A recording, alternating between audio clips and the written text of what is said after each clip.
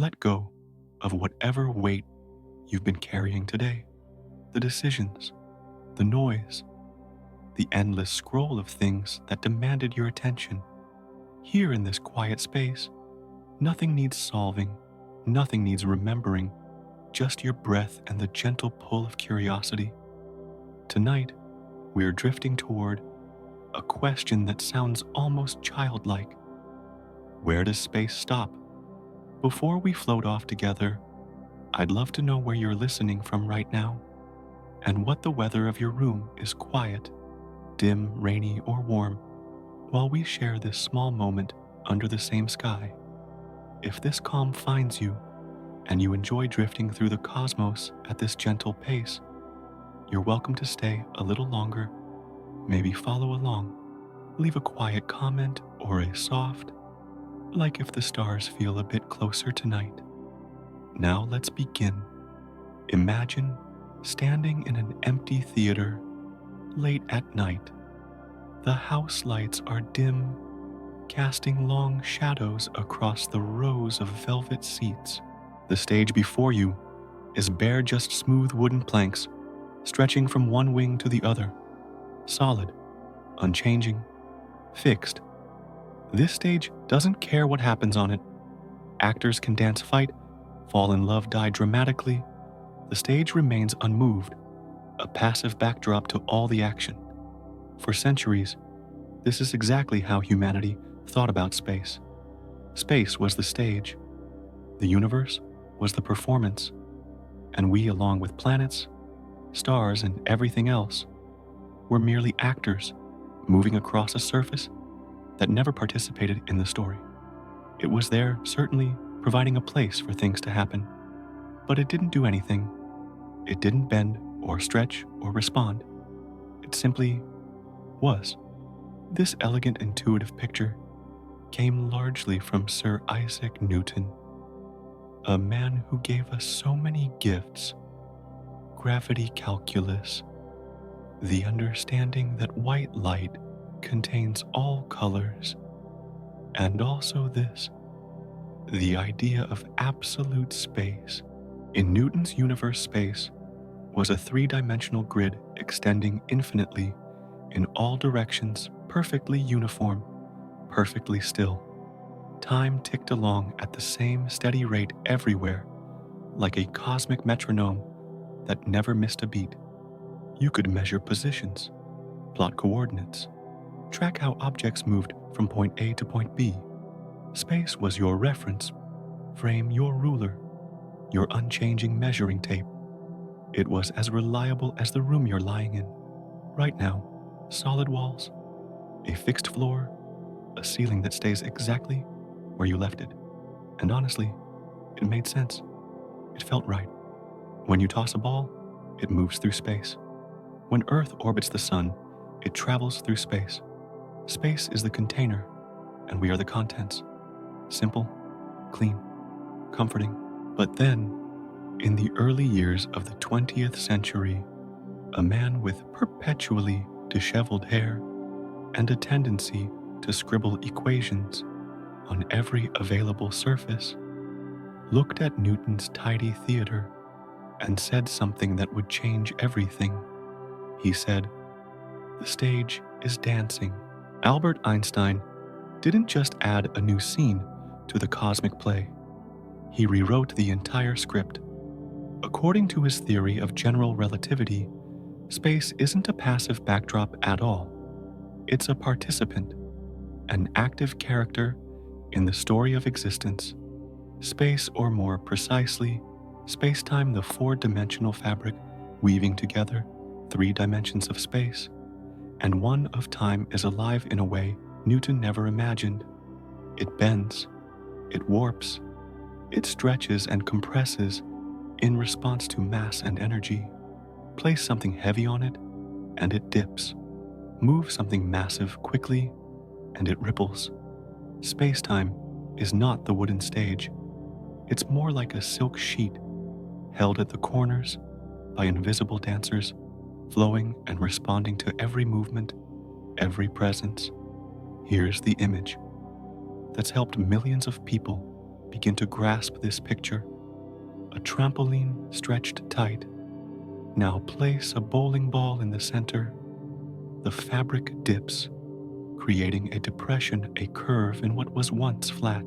If you roll a marble across the surface, it doesn't travel in a straight line anymore. It curves around the depression, pulled inward by the shape of the fabric itself. This is gravity in Einstein's universe. Gravity isn't a mysterious force, reaching out through empty space to yank objects together like invisible strings. Gravity is geometry. It's the curvature of space-time. Massive objects like stars and planets don't pull on you. They warp the fabric of reality around them, and you simply follow the curve. Right now, as you read these words, you're not being pulled toward the center of the earth. You're rolling into the dip that Earth has created in space-time. You're sliding along a curve, so gentle, so natural, that it feels like a force. But really, you're just following the shape of space itself. Feel the weight of your body against the bed, the chair, the floor. That sensation you call gravity. That's not a force holding you down. That's the geometry of space-time, curved by the mass of an entire planet. And you're simply following the path of least resistance through that curved landscape, like water flowing downhill, except the hill is made of space-time. It's strange, it's beautiful, and it means space is not what we thought it was. But wait, let's go deeper. Because even when there's nothing visible, no stars, no planets, no particles, space still isn't truly empty. Thanks to quantum mechanics, we now understand that what looks like perfect vacuum is actually buzzing with activity at the smallest scales imaginable, far tinier than atoms, far beyond what any microscope can see. Space seethes with quantum fields. These aren't things in space. They are space in a sense. They're woven into its very fabric. Every type of particle in the universe arises from its corresponding field. An electron emerges from the electron field. A photon springs from the electromagnetic field. Even when no actual particles are present, these fields never fall silent. They fluctuate constantly, jittering, with what physicists call vacuum energy, producing tiny fleeting particles that pop into existence and vanish again like fireflies on a summer night. Imagine standing by a pond on a perfectly calm day.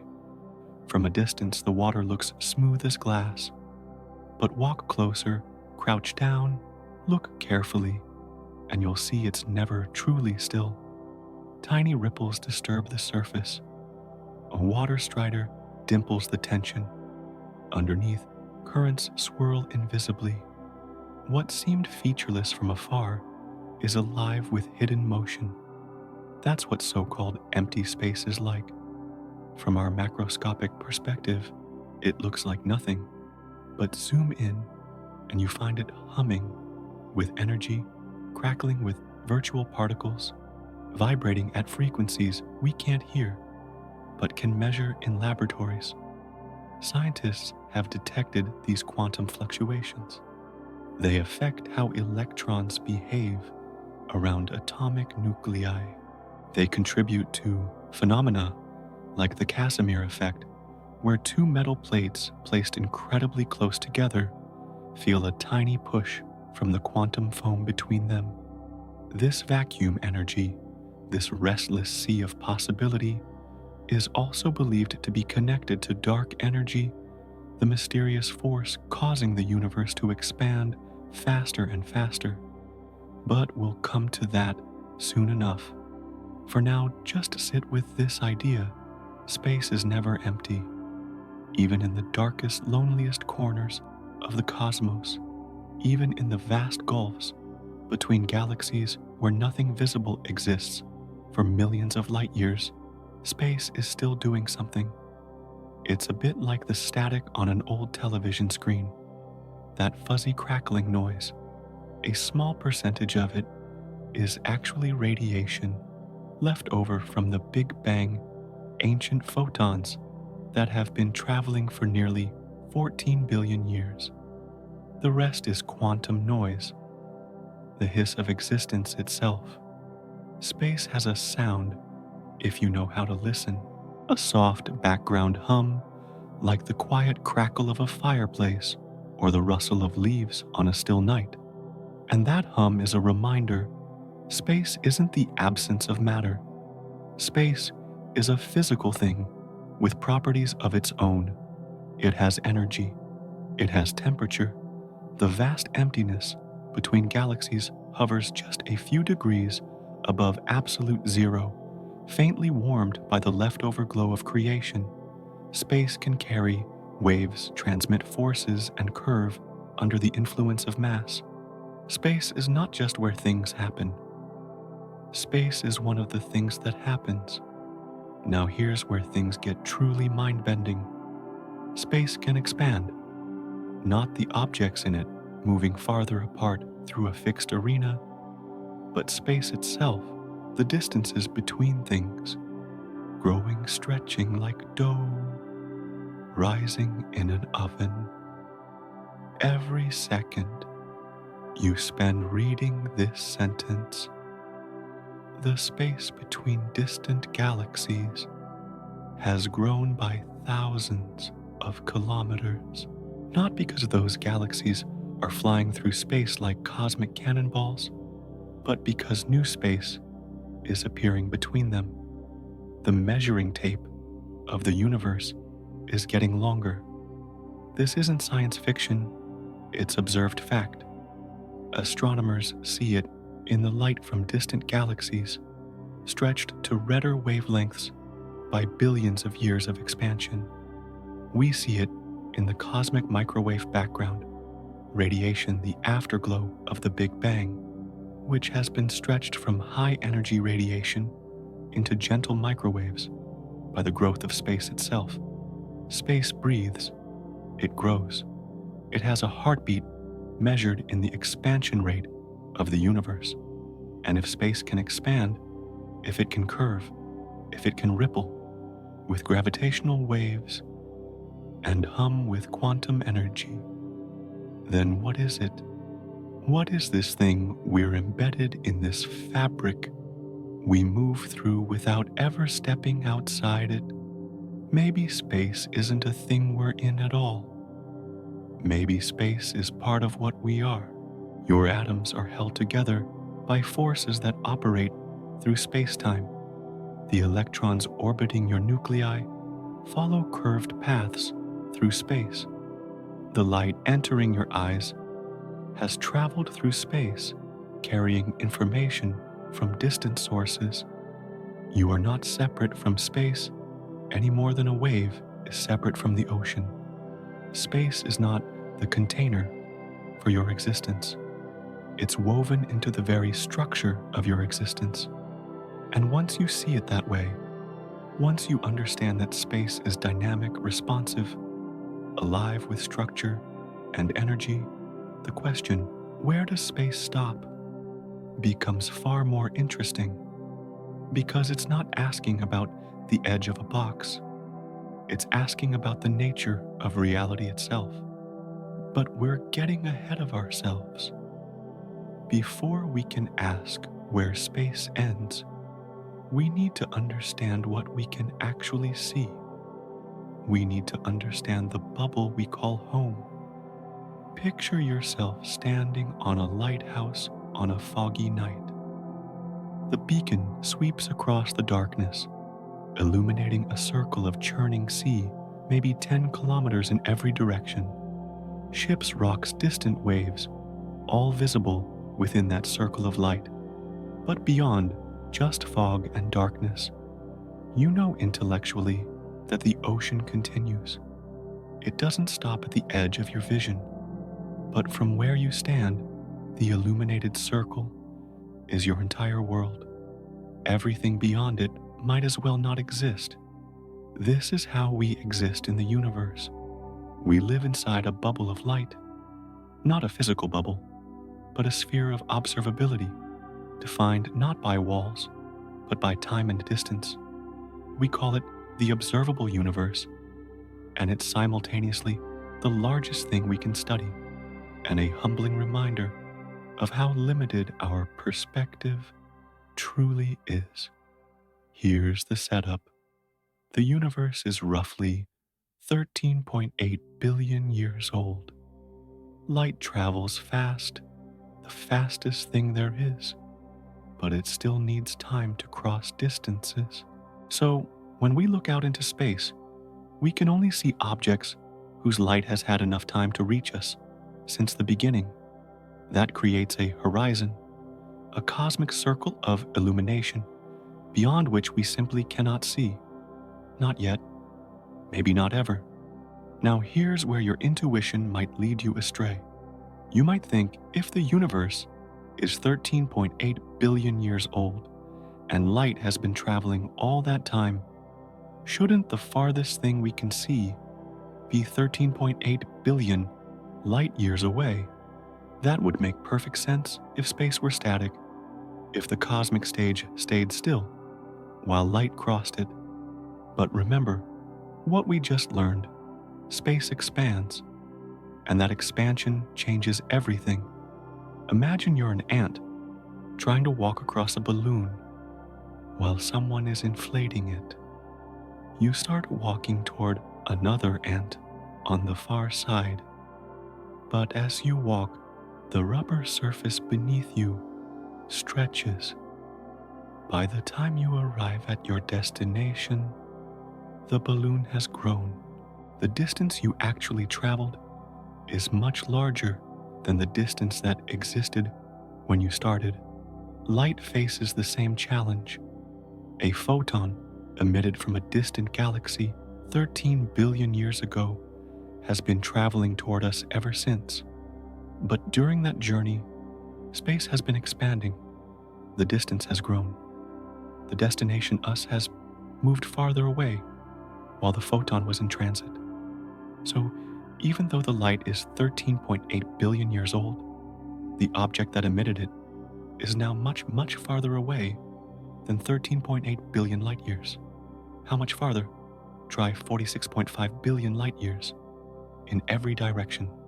That means the observable universe is roughly 93 billion light years across. Yes, you read that right. The universe is only 13.8 billion years old.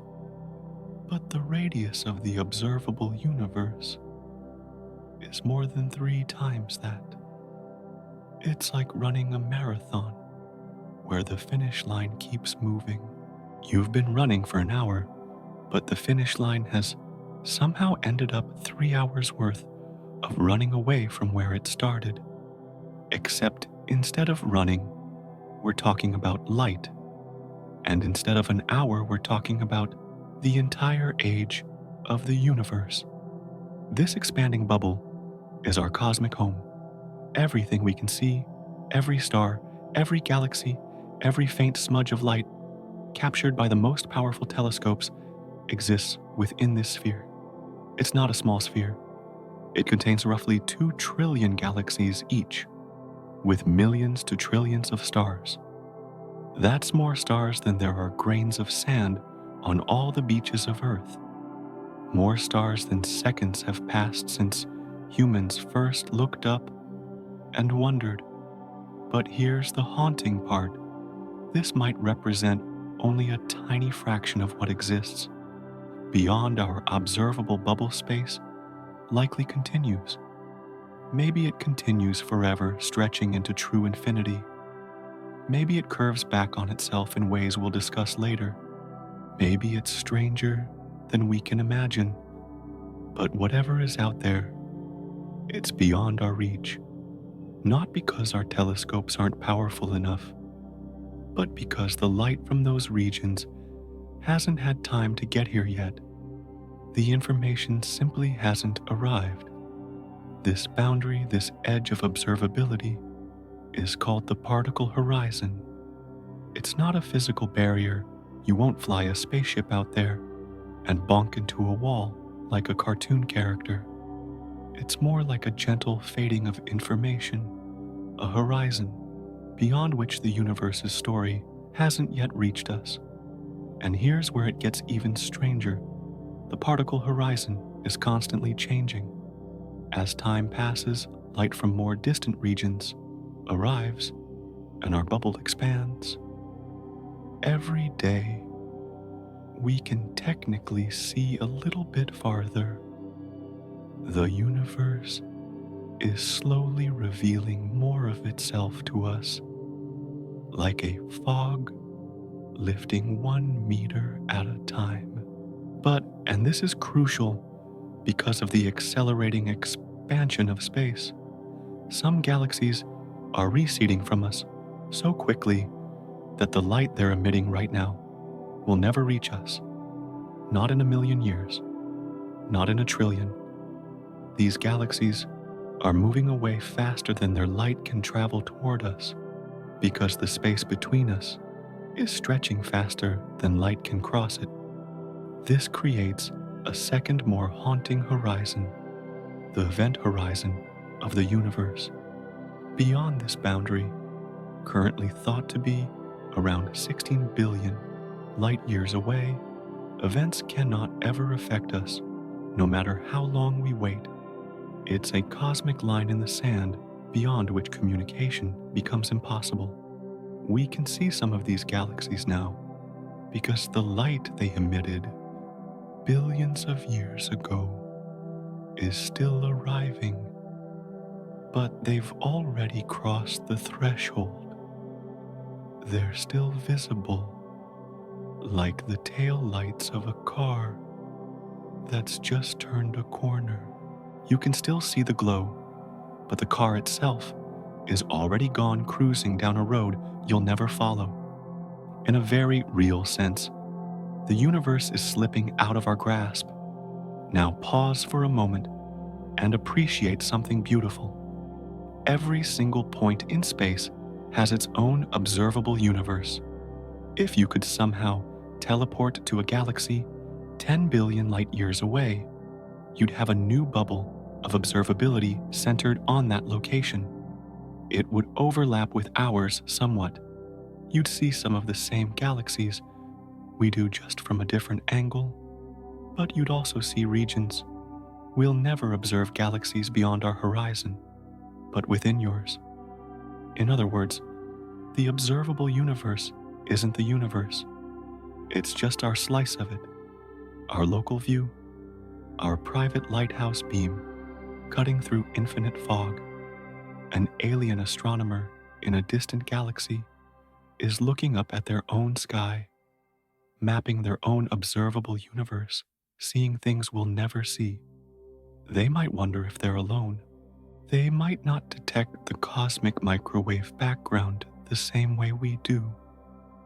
They might look out and see a universe subtly different from ours, not because the universe has different laws there, but because they're standing in a different part of the cosmic lighthouse. Everyone everywhere has their own bubble, and those bubbles overlap and diverge in an almost poetic dance. We share the universe, but we don't share the view. There's something both lonely and comforting about this. Lonely because it means there are things vast, beautiful, complex things that we'll never know about. Entire clusters of galaxies, stellar nurseries, perhaps even other forms of life, forever beyond the boundary of what we can detect. But comforting too, because it reminds us that our place in the cosmos is fundamentally local. We don't have to understand everything. We don't have to map every corner of infinity. We just have to appreciate what's within reach. And what's within reach is staggering. 2 trillion galaxies, each one a vast city of stars. Some of those stars have planets. Some of those planets might harbor life. And every photon from Every one of those distant suns that reaches your eyes has been traveling for eons, crossing unimaginable distances just to end its journey by being absorbed by cells in your retina. Tonight, some of that light began its journey before Earth had even formed, before the first molecule of water condensed, before the first amino acid folded into the first protein. That ancient glow is a message in a bottle from an epoch so distant it predates your entire world. And yet, despite the richness of our observable universe, despite having access to 2 trillion galaxies and their countless stars, this might represent only a tiny fraction of the total cosmos. Beyond our horizon, space might continue forever, or it might curve and loop, or it might do something we have no words for yet, but will never know. Not with light, not with any signal bound by time and the speed of causality. There's a strange kind of peace in that limit. Knowing we can't see everything actually makes what we can see more precious. It's the difference between a museum with infinite rooms, overwhelming, impossible to appreciate, and a carefully curated gallery where every piece matters. Our observable universe is a gift, a bubble of information and light expanding slowly as the universe ages, offering us deeper glimpses into the past with every passing moment. It's not a prison, it's a window. And while 93 billion light years sounds massive, and it is, it's also just the visible frosting on an unfathomably large cosmic cake. What lies beyond? We can only guess. Maybe more galaxies stretching forever. Maybe a curved geometry that loops back. Maybe something stranger, still something that would break our mathematics and redefine what we mean by space. But for now, we're here, drifting inside a glowing bubble of photons and possibilities, shaped not by walls, but by the patient journey of light and the limits of cosmic time. And honestly, that's enough. That's more than enough. Because even within these limits, even within this one bubble, among potentially infinite others, we've found enough beauty to fill every moment of every human life that has ever been lived. Space doesn't need to go on forever for it to be infinite in wonder. When you look up at the night sky, you might think you're seeing the universe as it is right now, a snapshot of the present moment spread across the dome of heaven. But that's not quite true. What you're really seeing is a museum, a vast, scattered collection of moments from different eras, all arriving at your eyes simultaneously, like pages torn from a cosmic history book and scattered across the darkness. Every point of light in the sky is a time capsule, and the farther away it is, the older the light you're seeing. Let's start small and work our way up, shall we? The light from your phone screen, right now. That photon left the screen approximately 0.003 seconds ago, essentially instantaneous. The light from the lamp across the room, maybe 0.01 seconds old by the time it reaches your retina. Still, for all practical purposes, you're seeing these things now. But step outside. Look at the moon. That gentle reflected sunlight left the lunar surface 1.3 seconds ago. You're not seeing the moon as it is. You're seeing the moon as it was, a heartbeat ago. If the moon suddenly vanished, poof, gone, you'd continue seeing it hover in the sky for another 1.3 seconds before the darkness arrived. The sun 8 minutes.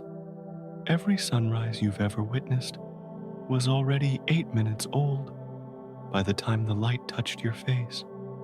The sun could explode right now, and you'd have 8 blissful minutes of ignorance before the sky went dark, and shortly after, things got considerably worse. The nearest star system, Alpha Centauri, is 4.37 light years away. When you see its light, you're seeing it as it was 4.5 years ago.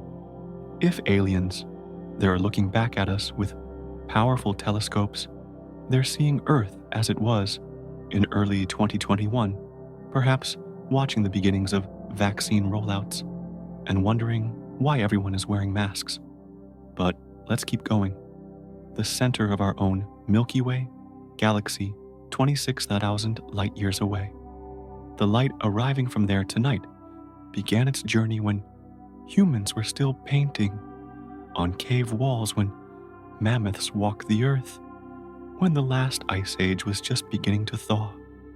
And distant galaxies, some of the faintest smudges visible through our best telescopes, are 10 billion light years away.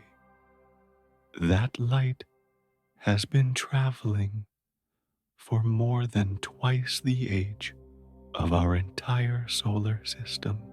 It started its journey before the sun existed, before Earth coalesced from cosmic dust, before the first molecule of water condensed anywhere in our neighborhood of space. Every time you look deeper into space, you're looking further back in time. Distance and history become the same thing. Astronomy isn't just the study of space, it's archaeology. Cosmic archaeology written in light. This creates something profoundly strange and beautiful. The night sky is not a moment frozen in time. It's a layered collage of different eras all visible at once. That nearby star showing you last Tuesday, that distant nebula, the Renaissance, that galaxy cluster, the age of dinosaurs, that impossibly faint ancient galaxy at the edge of detectability, a time before complex life existed anywhere on Earth. It's like walking through a museum where every painting is from a different century, but they're all hung on the same wall. Medieval tapestries next to modern abstracts, next to cave paintings. Except instead of walking past them, they all come to you, their light converging on your retina in a single moment of perception. The universe has no now that we can observe at a distance. There is only then, a cascade of thens arriving in order of their distance, telling us stories from eons past. And here's what makes this truly haunting. Some of the stars you see might not exist anymore. That massive blue giant 1,000 light years away, blazing brilliantly in your telescope, it might have exploded into a supernova 500 years ago. But the light from that explosion is still 500 years away from reaching us.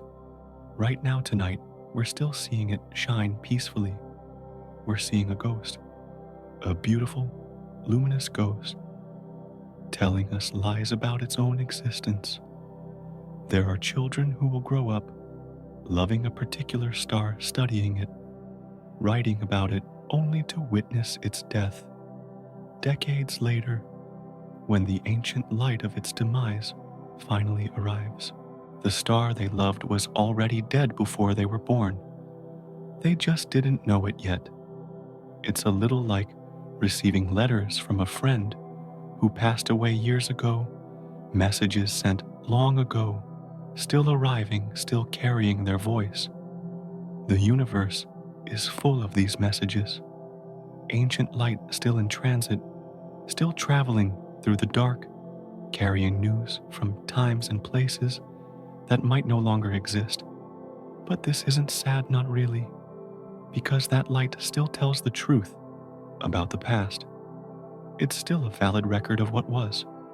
And in a universe where looking out means looking back, the past never truly dies.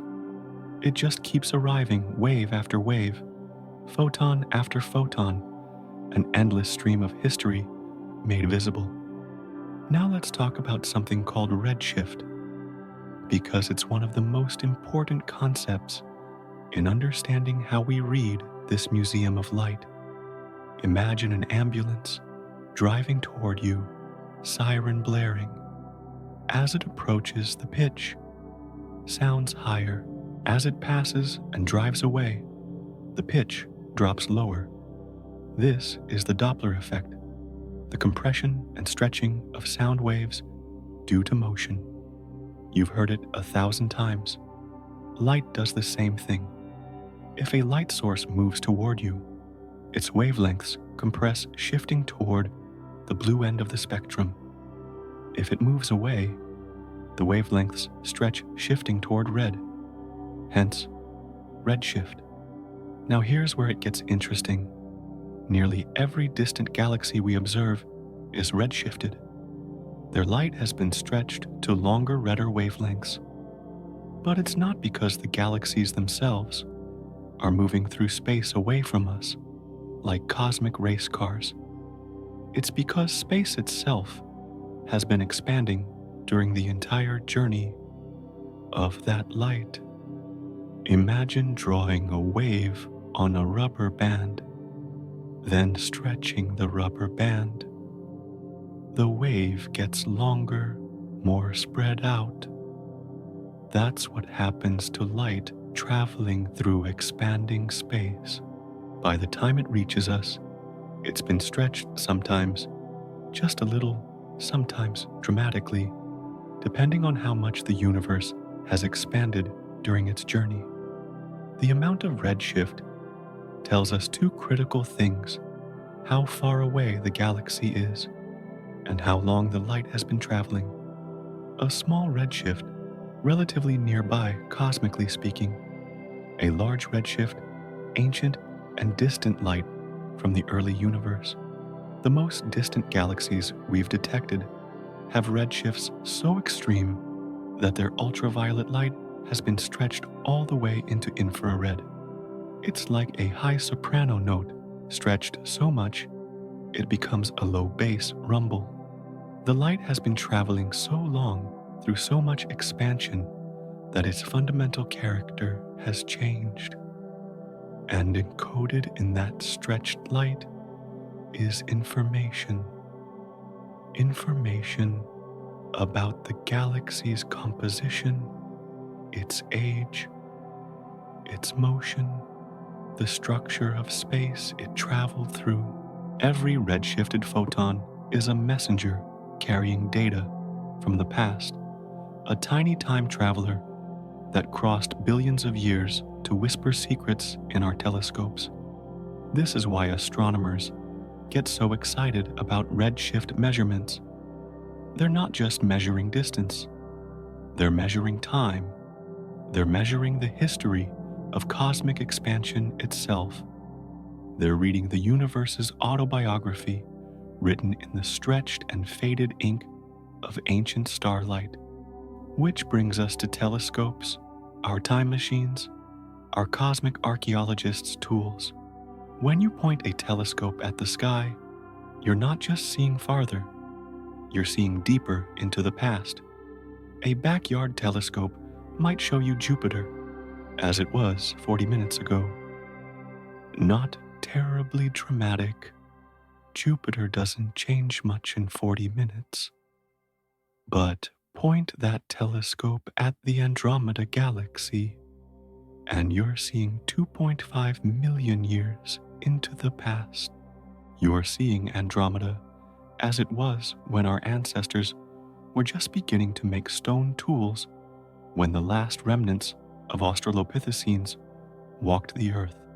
The great observatories, Hubble, the James Webb Space Telescope, future missions waiting in the wings, can peer much, much deeper. They capture photons so ancient, so stretched by cosmic expansion, that they come from a time when the universe itself was young and strange. The James Webb Telescope, launched in late 2021, is specifically designed to see the first galaxies that ever formed. We're talking about structures that began taking shape just a few 100 million years after the Big Bang, when the universe was perhaps 3% of its current age. Think about that for a moment. The universe right now is like a person in their late 50s. James Webb is looking at baby pictures, not toddler photos, but actual newborn in the hospital photos from the first days after birth. It's seeing galaxies as they were forming stars lighting up for the first time, the cosmic dawn after the long darkness following the Big Bang. These aren't artists' interpretations or computer simulations. These are real photons emitted by real stars in real galaxies billions of years ago that have been traveling through expanding space all this time just to be captured by a mirror orbiting 1,000,000 miles from Earth. Their arrival timed perfectly for human eyes and instruments to finally receive the message. There's something almost heartbreaking about it. That ancient light traveled for so long longer than multicellular life has existed on Earth, crossing incomprehensible distances, never knowing if anyone would be there to see it when it arrived. And here we are, receiving, recording, understanding. The result of all this, the stretching of light, the limits of speed, the expanding universe, is that we experience the cosmos as a kind of living museum. Not a museum where artifacts sit still behind glass, but one where new exhibits are constantly arriving, where the gallery rearranges itself over time, where looking in different directions means visiting different epochs. In one direction, you might observe a relatively nearby galaxy formed perhaps a few billion years ago. In another direction, you glimpse a quasar from when the universe was barely 1 billion years old, powered by a supermassive black hole in a young violent galaxy. All of these images layer across the sky, simultaneously, like a time-lapse photograph of cosmic history collapsed into a single view. The universe isn't showing you its present, it's showing you its past, arranged by distance, sorted by the patient speed of light. And because we're clever, because we can measure redshift, calculate distances, estimate ages, we can put these images in order. We can reconstruct the story. We can trace the evolution of galaxies from their chaotic youth to their mature middle age. We can watch the universe grow up, frame by frame, galaxy by galaxy. We are, in a very literal sense, cosmic historians. The night sky is our primary source document, and every photon is a footnote from the past. Next time you see a star twinkling above, remember you're not seeing it as it is. You're seeing a version of it, preserved in time, a glimmer of history still racing through the darkness. You're looking at what the universe looked like when it was younger, smaller, perhaps even a little gentler. And through the lens of science, with the patient help of light and mathematics and human curiosity, we continue to piece together our origin story, one distant glow at a time. But there's one type of light older than all the rest, one signal more ancient than the oldest galaxy, more fundamental than any star, and it's passing through you right now. Close your eyes for a moment and imagine the universe 380,000 years after the Big Bang. I know that sounds like a long time longer than recorded human history, but in cosmic terms, it's a blink. The universe at this stage is still an infant, still unrecognizable. Compared to the vast star-filled expanse we know today, there are no stars yet, no galaxies, no planets, just a hot, dense fog of hydrogen and helium, free electrons and protons all mixed together in a glowing soup that fills every corner of space. The temperature is around 3,000 degrees Celsius, hot enough to glow like the surface of a red dwarf star. But here's the crucial detail: light can't travel freely through this fog. Photons scatter constantly off the free electrons, bouncing like pinballs in a machine that stretches across the entire universe. It's like trying to shine a flashlight through the densest cloud you've ever seen, except the cloud is the universe. There is no gap, no clearing, no line of sight. Everything is opaque. The universe is quite literally dark, not because there's no light. There's light everywhere, but because that light is trapped, unable to journey more than a tiny distance before being absorbed and re-emitted, scattered and deflected. The cosmos is a blinding fog with zero visibility. Then something magical happens. As the universe expands, it cools. And when the temperature drops below a critical threshold, around 3,000 Kelvin, protons and electrons finally combine to form neutral hydrogen atoms. This moment is called recombination, and it changes absolutely everything. With fewer free electrons to scatter off, light suddenly becomes free to travel. The fog lifts. The universe becomes transparent. For the first time since the earliest moments of creation, photons can stream through space unimpeded. Imagine standing in the thickest, most impenetrable fog of your life, barely able to see your hand in front of your face. Then, in what feels like an instant, though it actually takes a few thousand years, which is geologically instantaneous, the fog thins, dissipates, clears. Suddenly, you can see for miles, for light years, for billions of light years. That's recombination, the great clearing, the moment the universe opened its eyes.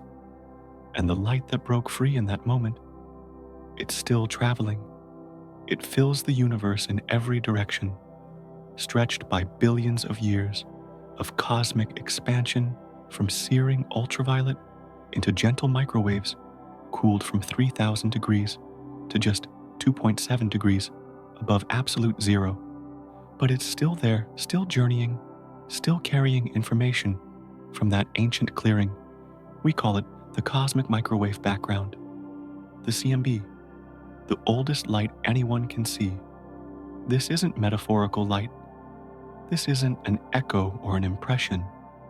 These are actual photons, perhaps the same individual photons that were set free 13.8 billion years ago when the universe first became transparent.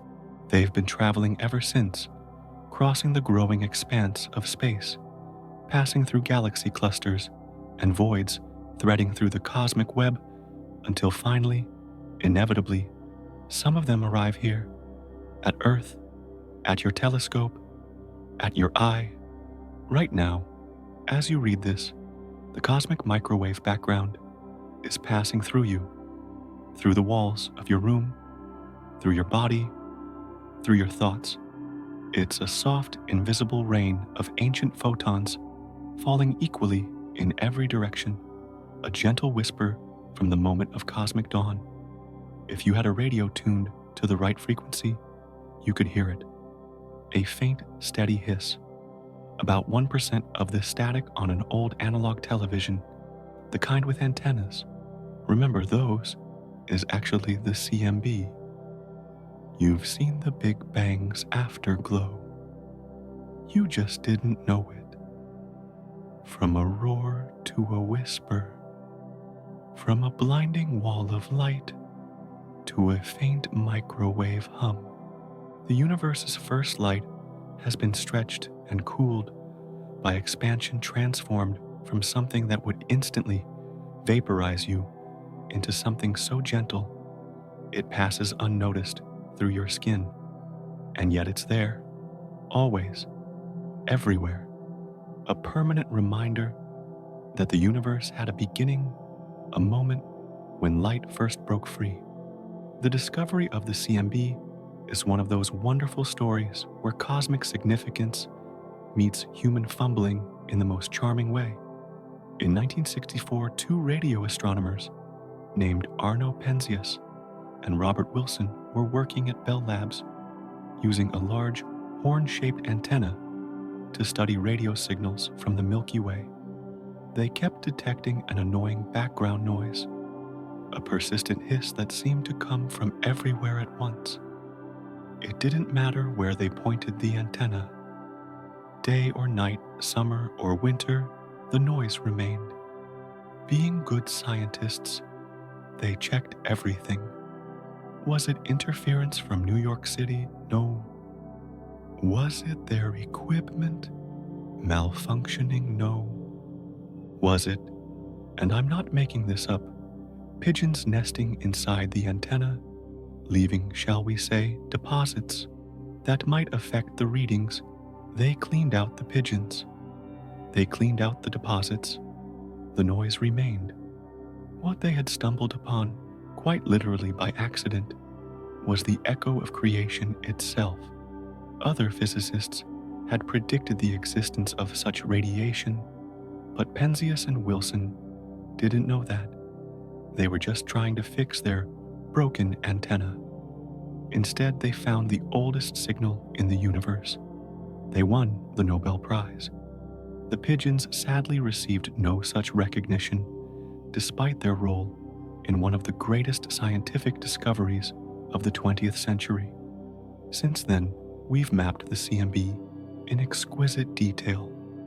Space missions like COBE WMAP, and most recently, the Planck satellite, have given us a high-resolution picture of this ancient light measuring its temperature and characteristics across the entire sky. And what they revealed is more than just a uniform glow. Look closer than Penzias and Wilson ever could, and you see tiny fluctuations, little warm spots and cool spots, variations of just a few millionths of a degree from the average temperature. These ripples might seem insignificant, but they're actually the most important patterns in the universe. They're the seeds of everything. Tiny differences in density in that primordial fog, slightly more matter here, slightly less there, that would eventually, over billions of years, grow into stars and galaxies and clusters and superclusters. Those fluctuations are why you exist.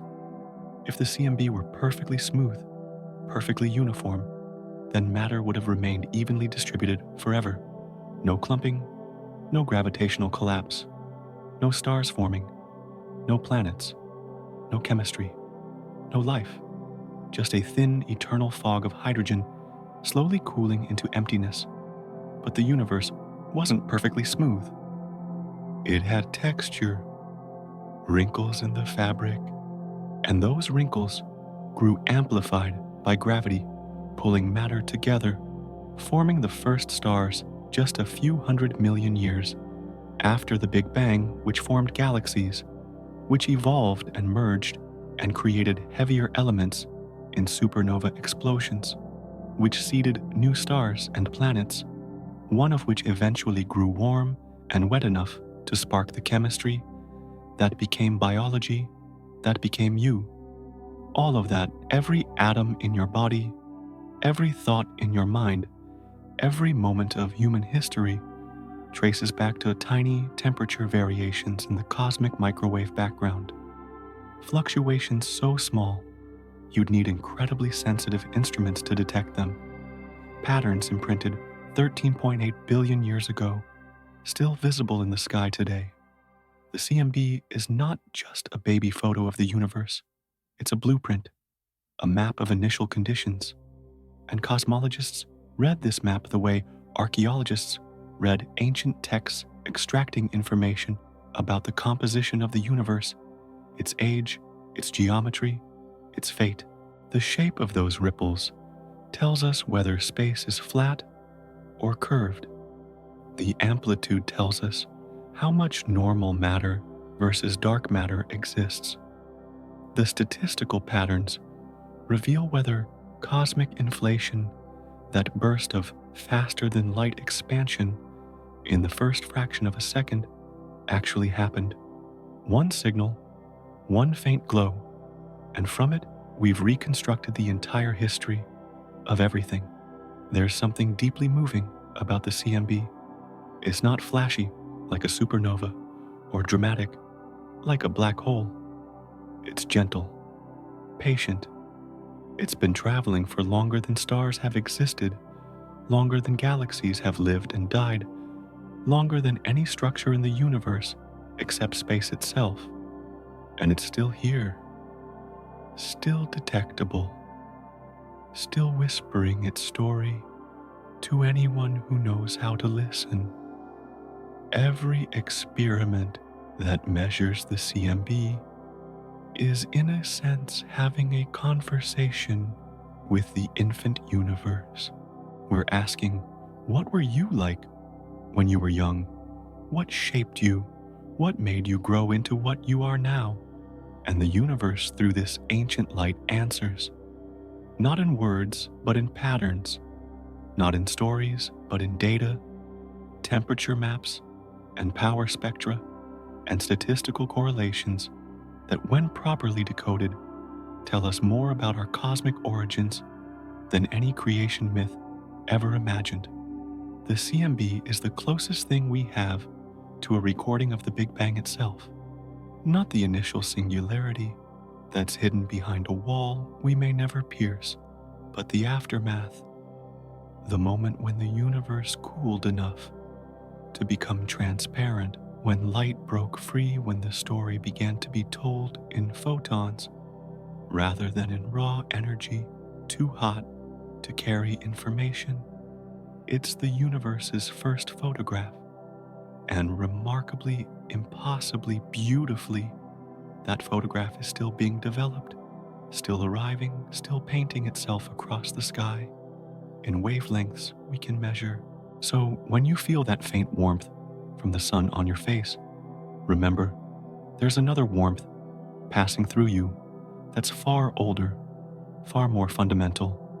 The cosmic microwave background, the afterglow of creation, a gentle 2.7 Kelvin hug from the infant universe reminding you that you come from somewhere, that the universe has a history, and that history, against all odds, is still accessible, still readable, still there for anyone curious enough to look. But knowing the universe had a beginning raises an even bigger question. How did it grow from that hot, dense state into the vast, sprawling cosmos we see today?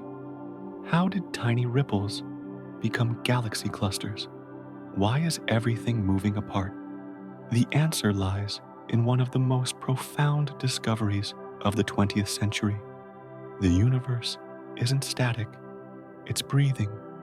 Not so long ago, less than a century really, which is nothing in cosmic time, people believed the universe was pretty much eternal and unchanging.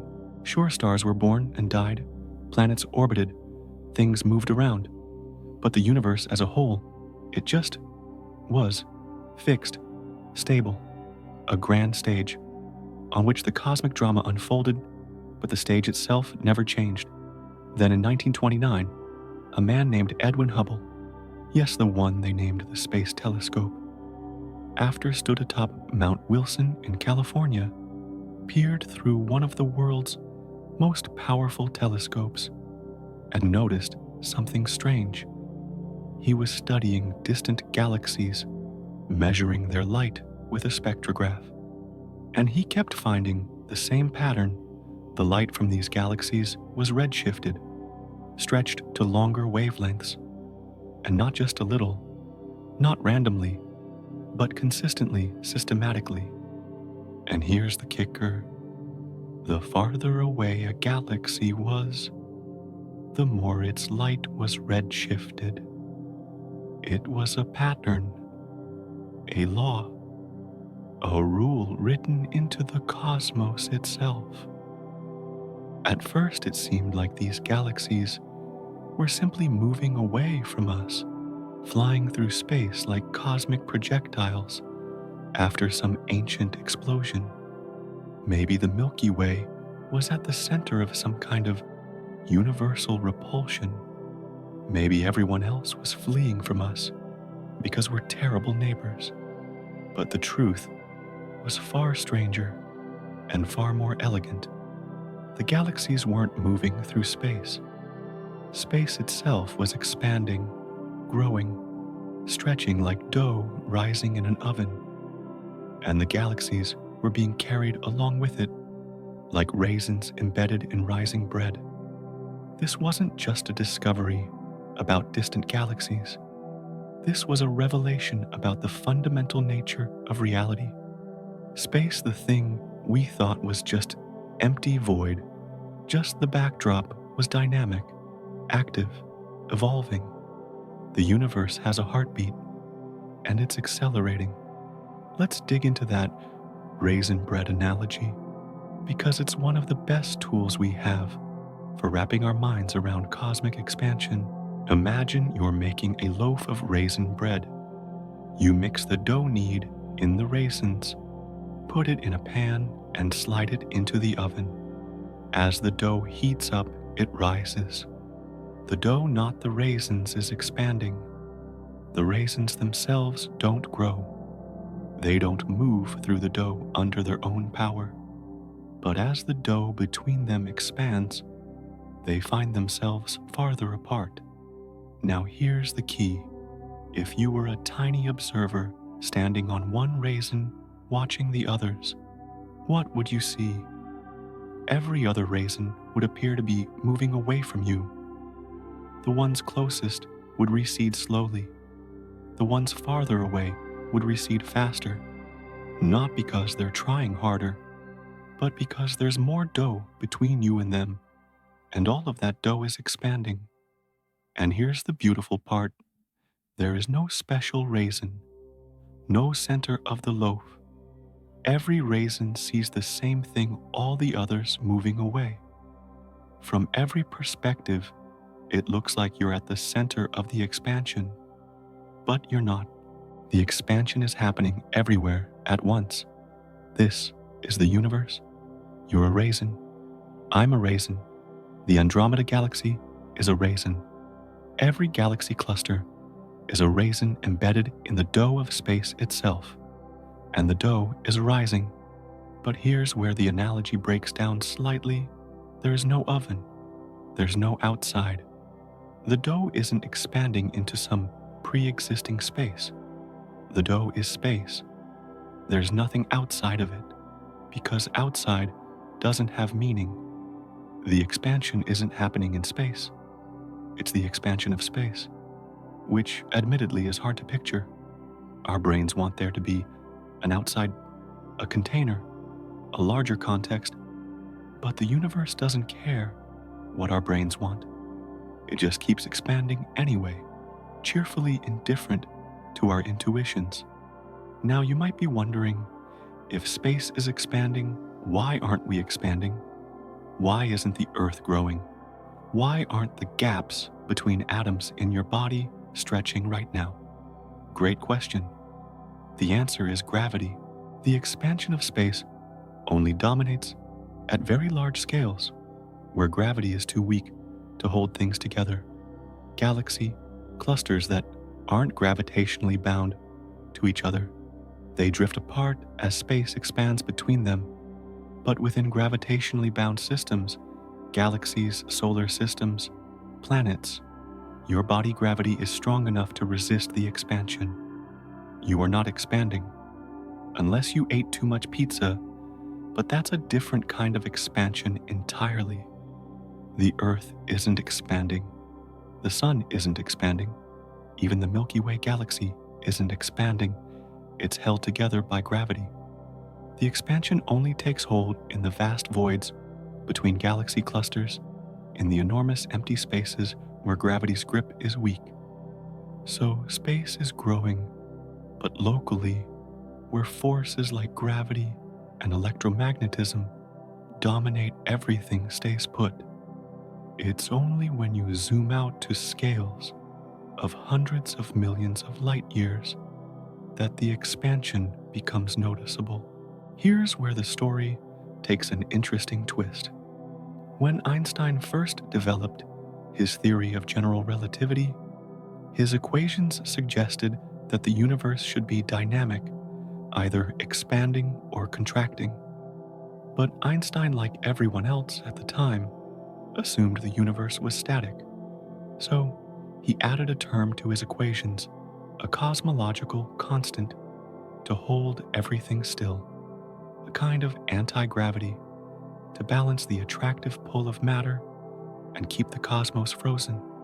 Then Hubble made his discovery. The universe was expanding. Einstein's original equations had been right all along. He later called the cosmological constant his greatest blunder, supposedly, though the quote might be apocryphal.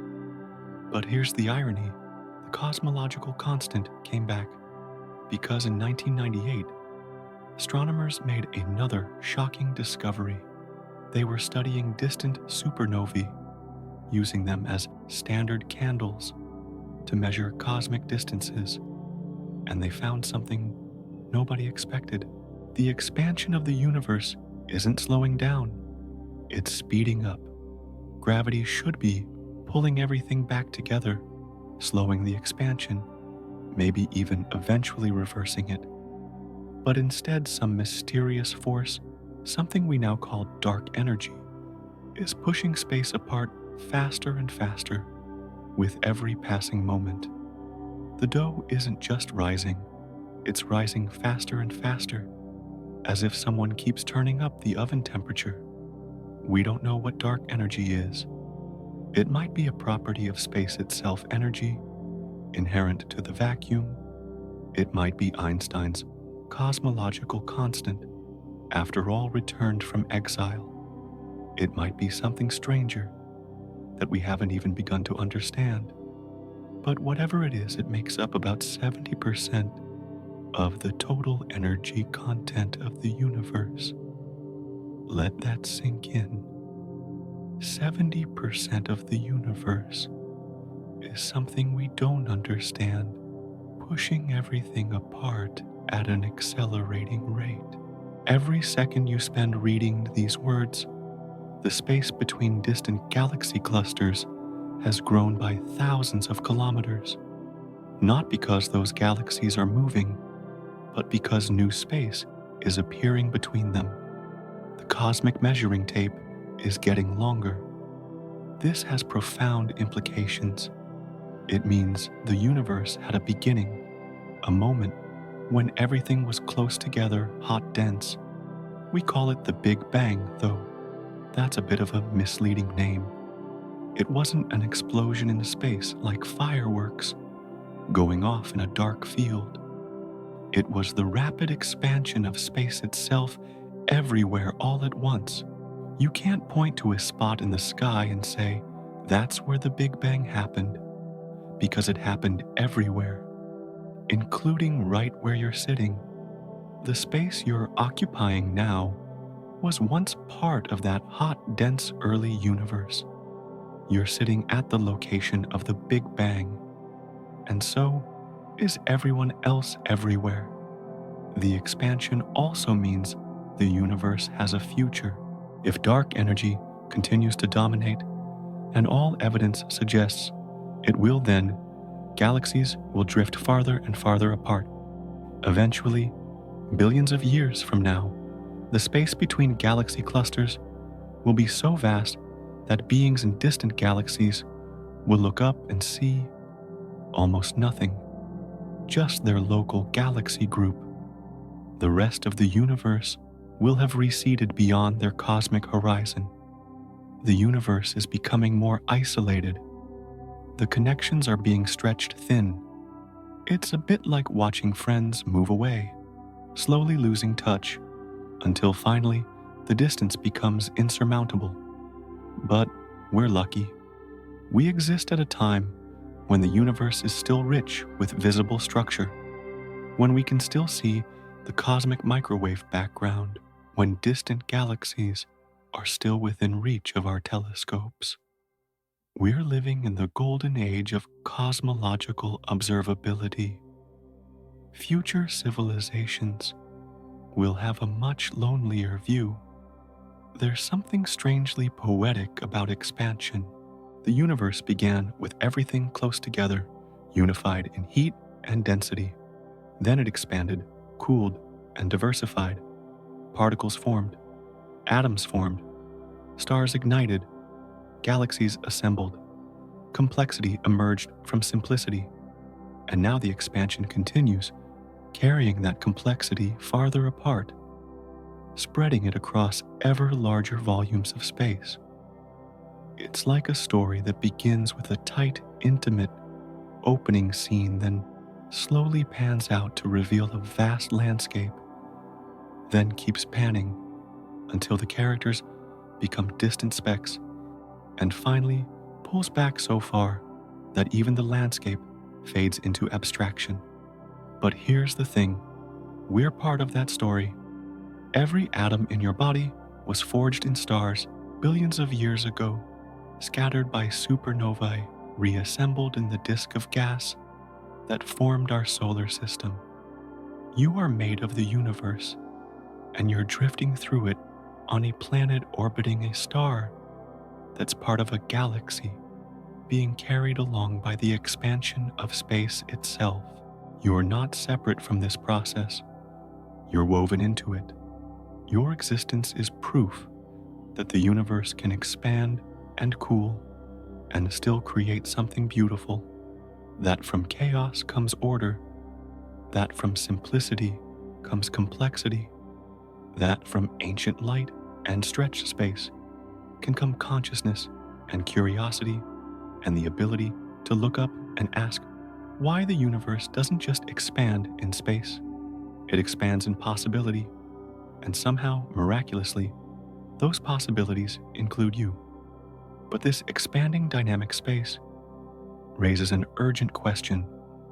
If nothing can move through space faster than light, and we know Einstein's speed limit is absolute, then how can galaxies be receding faster than light itself? Isn't that cheating? The answer is both simple and utterly mind-bending. And it's where we turn next. Space breathes, bends, and stretches in ways you now understand. But here's what might keep you gently awake. There are circles drawn around us, horizons beyond which we can never see. And some of the light reaching your eyes tonight is saying goodbye forever. Picture yourself standing on an infinite, perfectly flat road. No curves, no hills, just straightness, extending forever in both directions. Now, imagine running. Faster, faster still. Your legs blur, your heart pounds, the wind screams past your ears. But no matter how hard you push, no matter how much energy you pour into your muscles, there's a speed you cannot exceed. Not because you're not strong enough, not because you lack will, but because the universe itself has written a rule in mathematics so fundamental that nothing, absolutely nothing with mass can break it. 299, 792, 458 meters per second. That's the speed of light. Not just fast, not just really fast, but the cosmic speed limit, the ultimate boundary written into the fabric of space-time itself. Why not?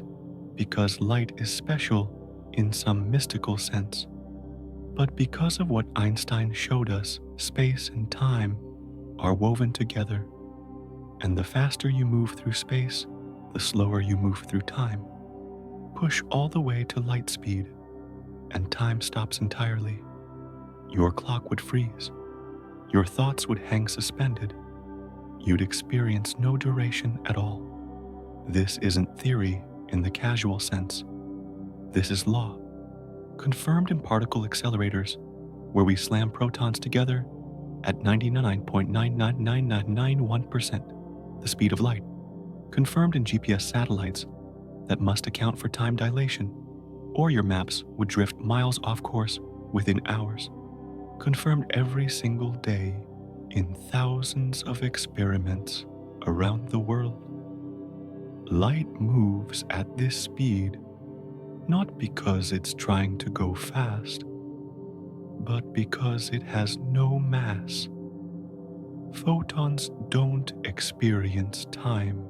From a photon's perspective, if it could have one, the moment it leaves a star and the moment it touches your eye are the same instant. No journey, no waiting, just eternal now. But you have mass. Your atoms, your bones, your thoughts, they all carry weight. And weight means you can never quite reach that speed. The closer you get, the more energy you need. And as you approach light speed, the energy required approaches infinity. It's like trying to push through water that gets thicker and thicker, then honey, then concrete, then something so dense that all the energy in the universe couldn't push you that final impossible inch. This is the rule. Nothing moves through space faster than light. And yet, here's where the universe reveals its poetry. Its strange mathematical, perfectly legal poetry. Some galaxies are moving away from us faster than the speed of light. Read that again. Let it settle.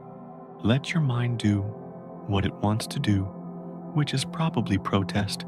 Wait, you just said nothing can go faster than light. And you're right to protest. Because here's the beautiful trick. The rule says nothing can move through space faster than light. It says nothing about the speed of space itself. Imagine you're on a treadmill. You're walking forward at a comfortable pace, maybe 2 miles per hour. Now imagine the treadmill is going backward at 3 miles per hour. To someone watching from the side, you're moving backward, even though you're walking forward. You haven't broken any speed limits. You're not moving through the treadmill faster than you can walk, but relative to the room, to the stationary floor, you're going backward. Now, scale this up, way up. You're a galaxy. You're not moving through space at all, actually. You might have some small local motion, some drift and tumble, but that's tiny. What's really happening is that the space between you and other galaxies is growing, stretching, expanding, and there's no speed limit on that expansion. Space can stretch as fast as it wants. It's not a thing moving through space. It is space. And space, as we learned in the last chapter, isn't a passive stage. It's a dynamic, breathing, evolving fabric. When it expands, it carries everything with it. Like ants on the surface of a balloon being blown up, the ants aren't running. The surface itself is growing. This is not a violation of relativity. It's relativity working exactly as designed. Einstein's equations allow this. They predict it. The speed limit applies to local motion, to things zipping past each other in the same neighborhood of space-time. But distant galaxies aren't in our neighborhood. The space between us and them is expanding so fast that they're receding from our view at speeds exceeding light. And here's the consequence that might make you shiver. The light they're emitting right now will never reach us. Not in 1 billion years. Not in 1 trillion. Never. Because while that light is racing toward us at light speed, the space it has to cross is growing faster than it can traverse. It's like a swimmer trying to reach shore, while the ocean itself pulls the beach away faster than they can swim. The light tries. It will always try, but it will never arrive. But if you think that's extreme, let me tell you about the universe's most dramatic moment. A moment so wild, so explosive, that faster than light doesn't even begin to describe it. In the first trillionth of a trillionth of a trillionth of a second after the Big Bang, something extraordinary happened. Space didn't just expand, it inflated. Imagine holding something smaller than a proton, smaller than a quark, smaller than any physical thing has a right to be. Now imagine that in a time span shorter than it takes light to cross that tiny distance, it grew to the size of a grapefruit. Actually, that analogy is too gentle. Let me try again. Imagine taking a marble, and in less time than a single vibration of an atom expanding it to be larger than the observable universe, billions of light years across, in an instant so brief that calling it an instant is generous. That's cosmic inflation. And during that moment, space expanded faster than light by a factor so large that saying much faster is like saying the sun is a bit warm. Why did this happen? We're not entirely sure. The leading theory involves a field called the inflaton field that briefly had enormous energy density. This energy didn't push things apart. It created new space. It made more fabric. And that fabric appeared so rapidly that the expansion rate was superluminal by factors of billions.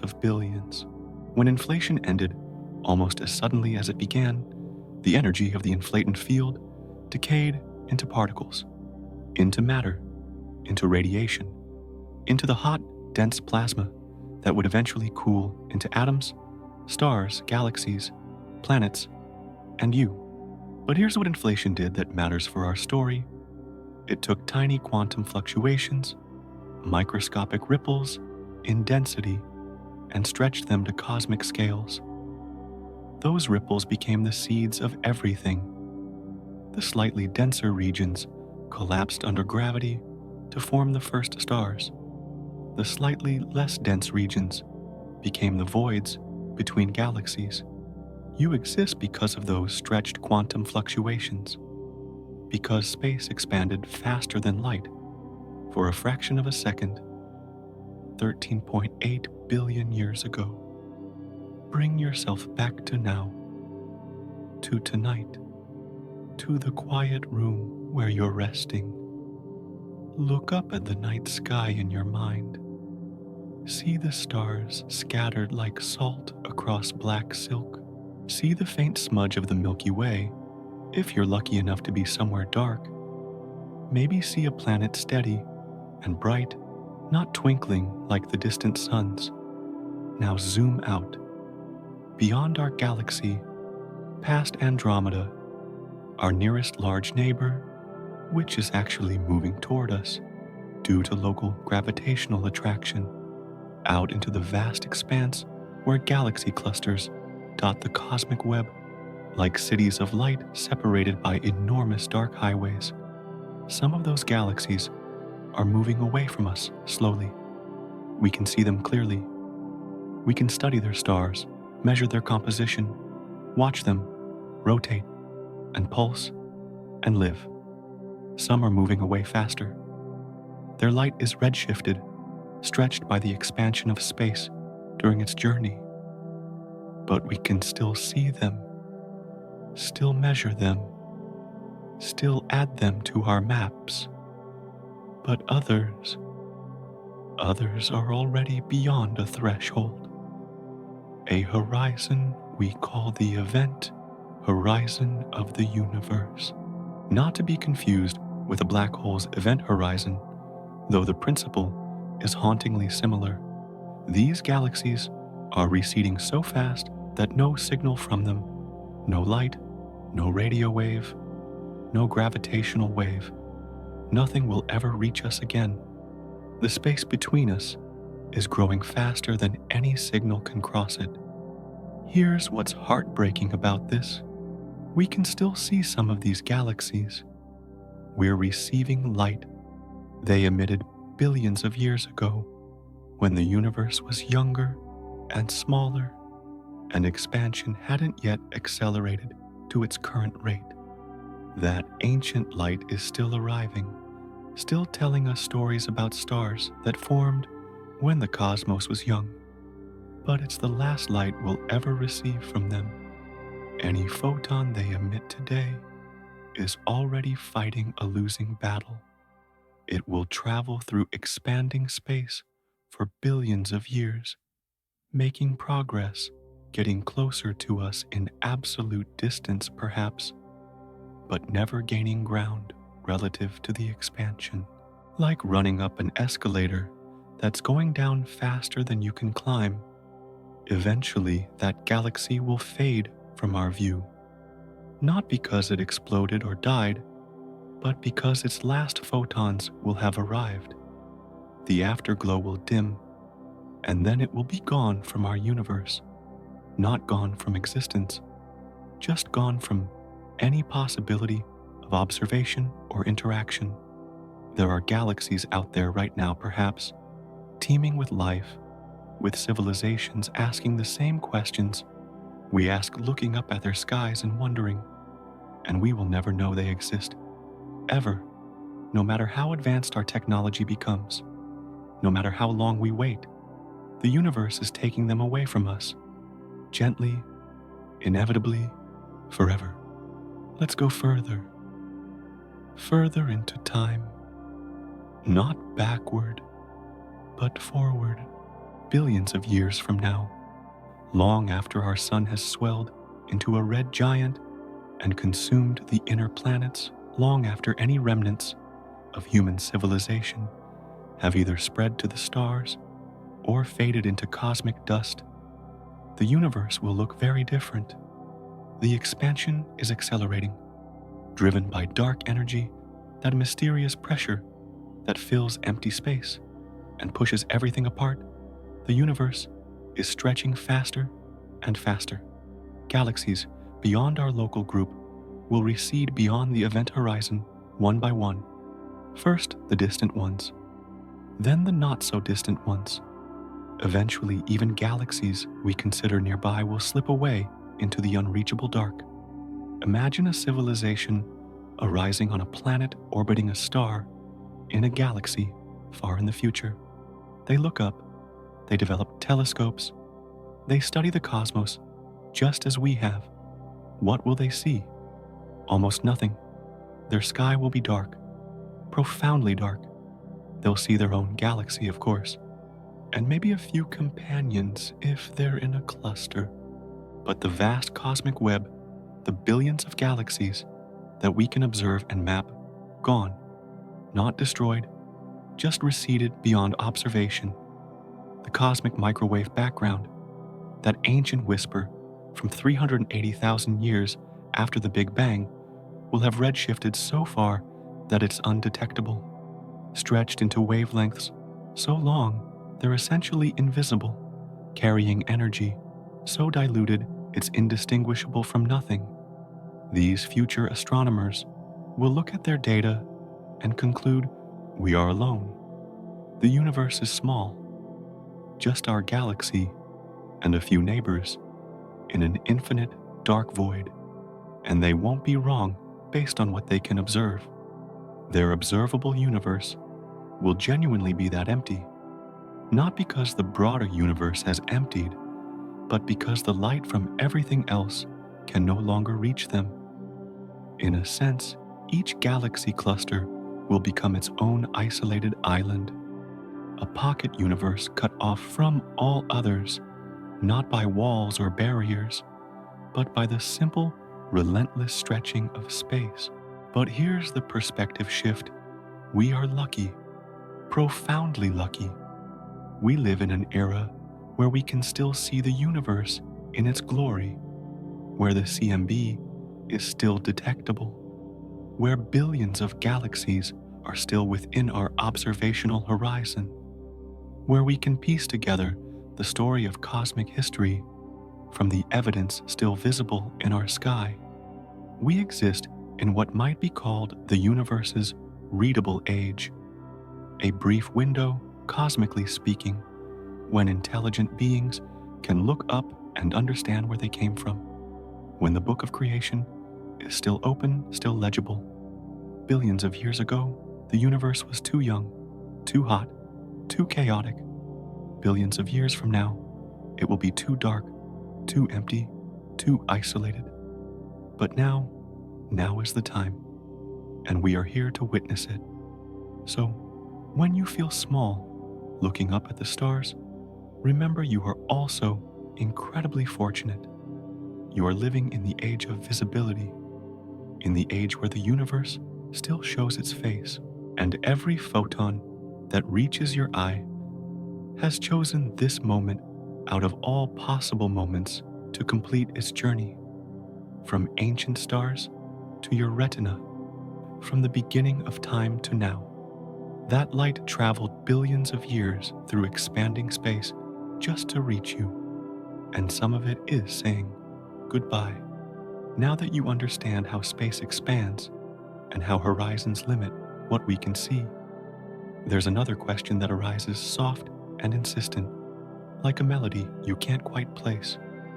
What shape is the universe? Not, what does a galaxy look like? Or how are stars arranged? But the universe itself. The whole thing. The totality of space. If you could step outside it, which you can't, what shape would you see? Your intuition probably says infinite flat expanse. And that intuition is maybe correct. But there are other possibilities. Possibilities that are mathematically valid, observationally viable, and philosophically fascinating. Let me walk you through the 3 fundamental shapes space can take. And as I do, notice how each one changes not just the geometry, but the very story of existence. Start simple. Imagine a sheet of paper extending forever in all directions, perfectly flat, no curves, no bends, no wrinkles. This is Euclidean geometry, the kind you learned in school, the kind that feels natural because it matches everyday experience. In a flat universe, parallel lines never meet. If you draw a triangle, its angles add up to exactly 180 degrees. If you walk in a straight line, you never curve back to where you started. You just keep going, forever. This is the universe as an infinite plane, or rather, an infinite 3-dimensional space that behaves like a plane. It's the default assumption of classical physics. Space as the featureless container where things happen. But here's what's interesting. Even a flat universe doesn't need to be infinite. It could be flat and finite if it wraps around itself in certain ways, like a sheet of paper formed into a cylinder. The local geometry remains flat. Parallel lines stay parallel. But the global topology is closed. You could, in theory, travel far enough in one direction to return to your starting point from the opposite direction. For now, though, when physicists say flat, they usually mean infinite and Euclidean, the simplest possibility, space that goes on forever, behaving exactly as Newton imagined, even if Einstein showed us it can curve and flex in other circumstances. Now take that infinite flat sheet and do something impossible. Curve it into a sphere. Not a sphere floating in space, but space itself having the geometry of a sphere's surface. This is harder to visualize because we're talking about 3-dimensional space, curved in a 4-dimensional way. But let's use the 2D analogy. Imagine you're an ant walking on the surface of a balloon. You have north, south, east, west, but no up or down. Those directions exist, but you can't access them. They're perpendicular to your entire reality. As you walk, you think you're going straight, and locally, you are, but globally, you're following the curve of the sphere. If you walk long enough, patient and determined, you'll eventually return to where you started from the opposite direction. In a closed universe, parallel lines eventually meet. If you draw a triangle on a sphere's surface, its angles add up to more than 180 degrees. The bigger the triangle, the more they exceed 180. This is a finite universe. You could, in principle, measure its volume. It has a size, even though it has no edge, just like Earth's surface has a finite area, but no boundary where you fall off. Here's the beautiful strangeness. In a closed universe, if you had a powerful enough telescope and waited long enough, you could theoretically see the back of your own head.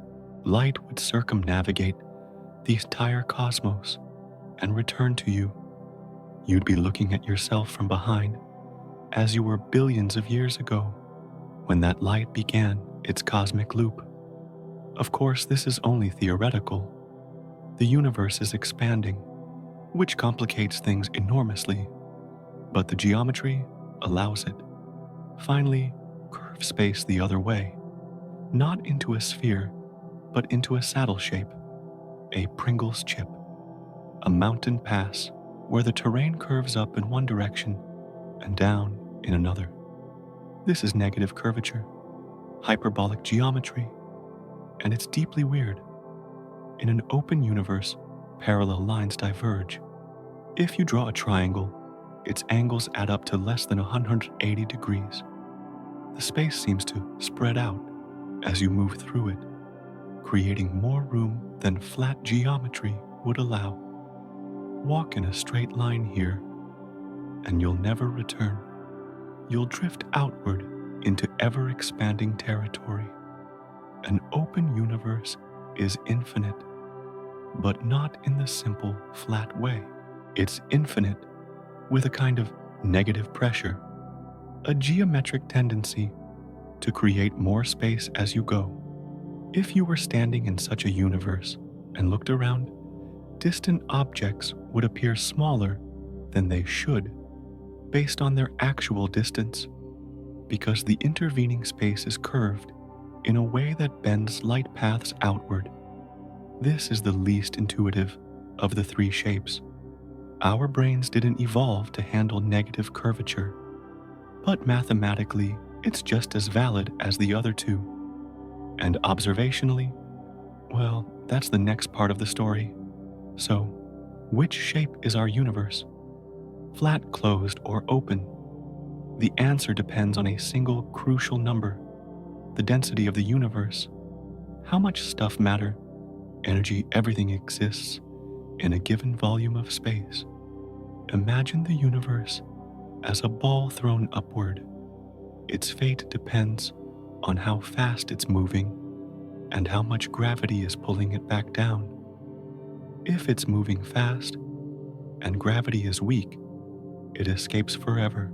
If gravity is strong enough, it slows, stops, and falls back. The universe works similarly, but instead of a ball and gravity, we're talking about expansion and density. There's a special value called the critical density. It's the exact amount of stuff needed to make the universe flat. Not too much, not too little. Goldilocks density.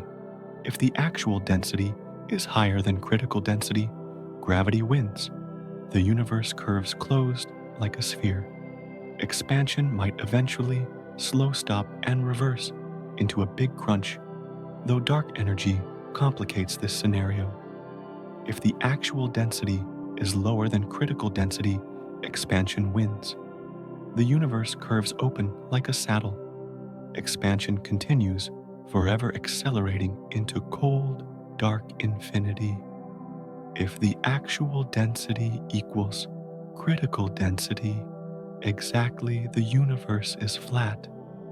Expansion continues forever, but just barely. It's the knife edge between the two extremes. So which is it? Measuring the density of the universe is extraordinarily difficult. You have to account for everything: stars, gas, dust, planets, black holes, dark matter, dark energy. Some of this we can see, some we can only infer from gravitational effects. Some, like dark energy, we barely understand at all. But scientists have gotten very good at this measurement. They use multiple methods, observing the cosmic microwave background, tracking the motion of galaxies, studying supernovae, measuring gravitational lensing. And all these methods point to the same answer: the density is almost exactly critical, so close that within our margin of error, the universe appears to be flat. The best evidence for a flat universe comes from the cosmic microwave background, that ancient light we met in the last chapter. Remember, the CMB is a snapshot of the universe when it was 380,000 years old, when light broke free from the primordial plasma. That light carries patterns, tiny ripples in temperature variations of only a few millionths of a degree. These ripples are like fingerprints. They tell us about the density composition and geometry of the early universe. Here's the key: the size of the ripples depends on the shape of space. Think of it this way: sound waves traveled through the early universe's plasma, creating regions of slightly higher and lower density.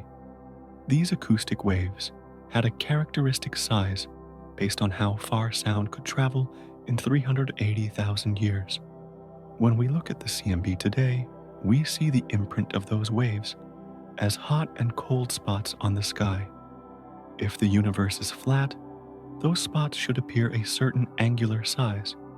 If it's curved, they'd appear bigger or smaller, like how a ruler looks different length when you bend it.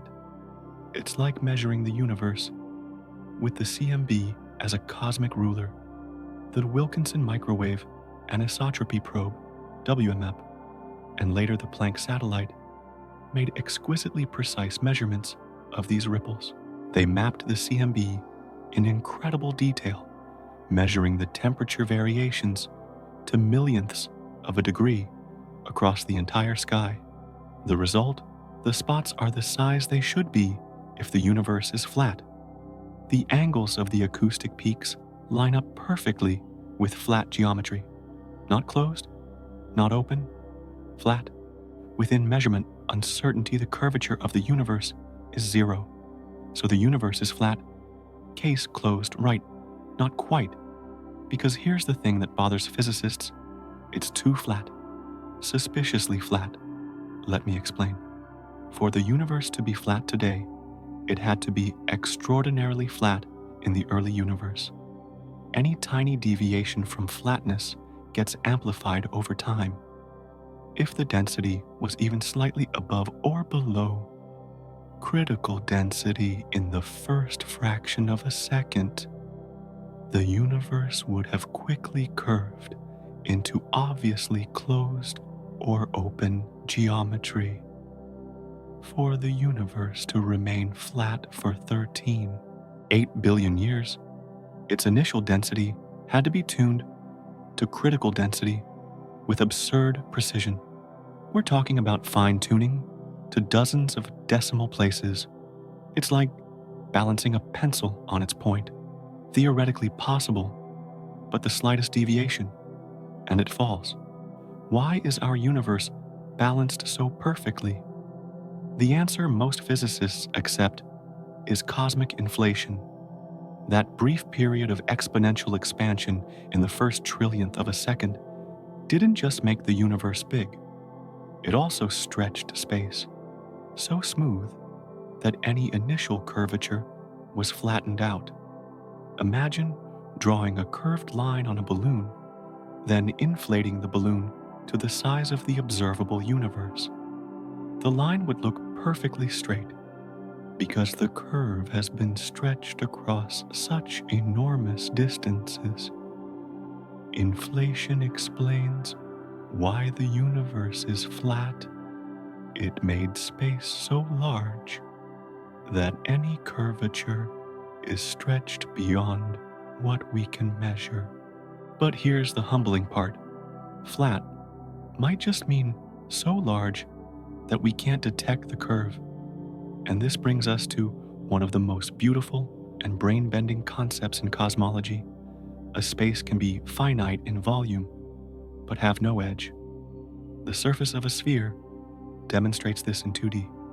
Earth's surface has a finite area, about 510 million square kilometers. You can measure it, but it has no boundary, no edge where you'd fall off. Sail in any direction, and you'll eventually loop back. Now add a dimension. Our 3D space could be the surface of a 4-dimensional hypersphere. Just as the 2D surface of Earth curves through a 3rd dimension, we can walk, but ants on the surface cannot access. Our 3D space could curve through a 4th spatial dimension we cannot perceive. If that's true, the universe would be finite. It would have a measurable volume, but it would have no edge, no boundary, no wall. Travel far enough in any direction, and you'd eventually return to your starting point. But from within, it would seem infinite, or at least enormously large, too large to measure the curvature. This is what physicists mean by finite but unbounded. It's not a contradiction. It's higher dimensional geometry applied to the cosmos, and it means that the question, what's outside the universe, might be meaningless. There is no outside, just as there's no outside to the surface of a sphere if you're a 2D being confined to that surface. The universe isn't in anything. It's all there is.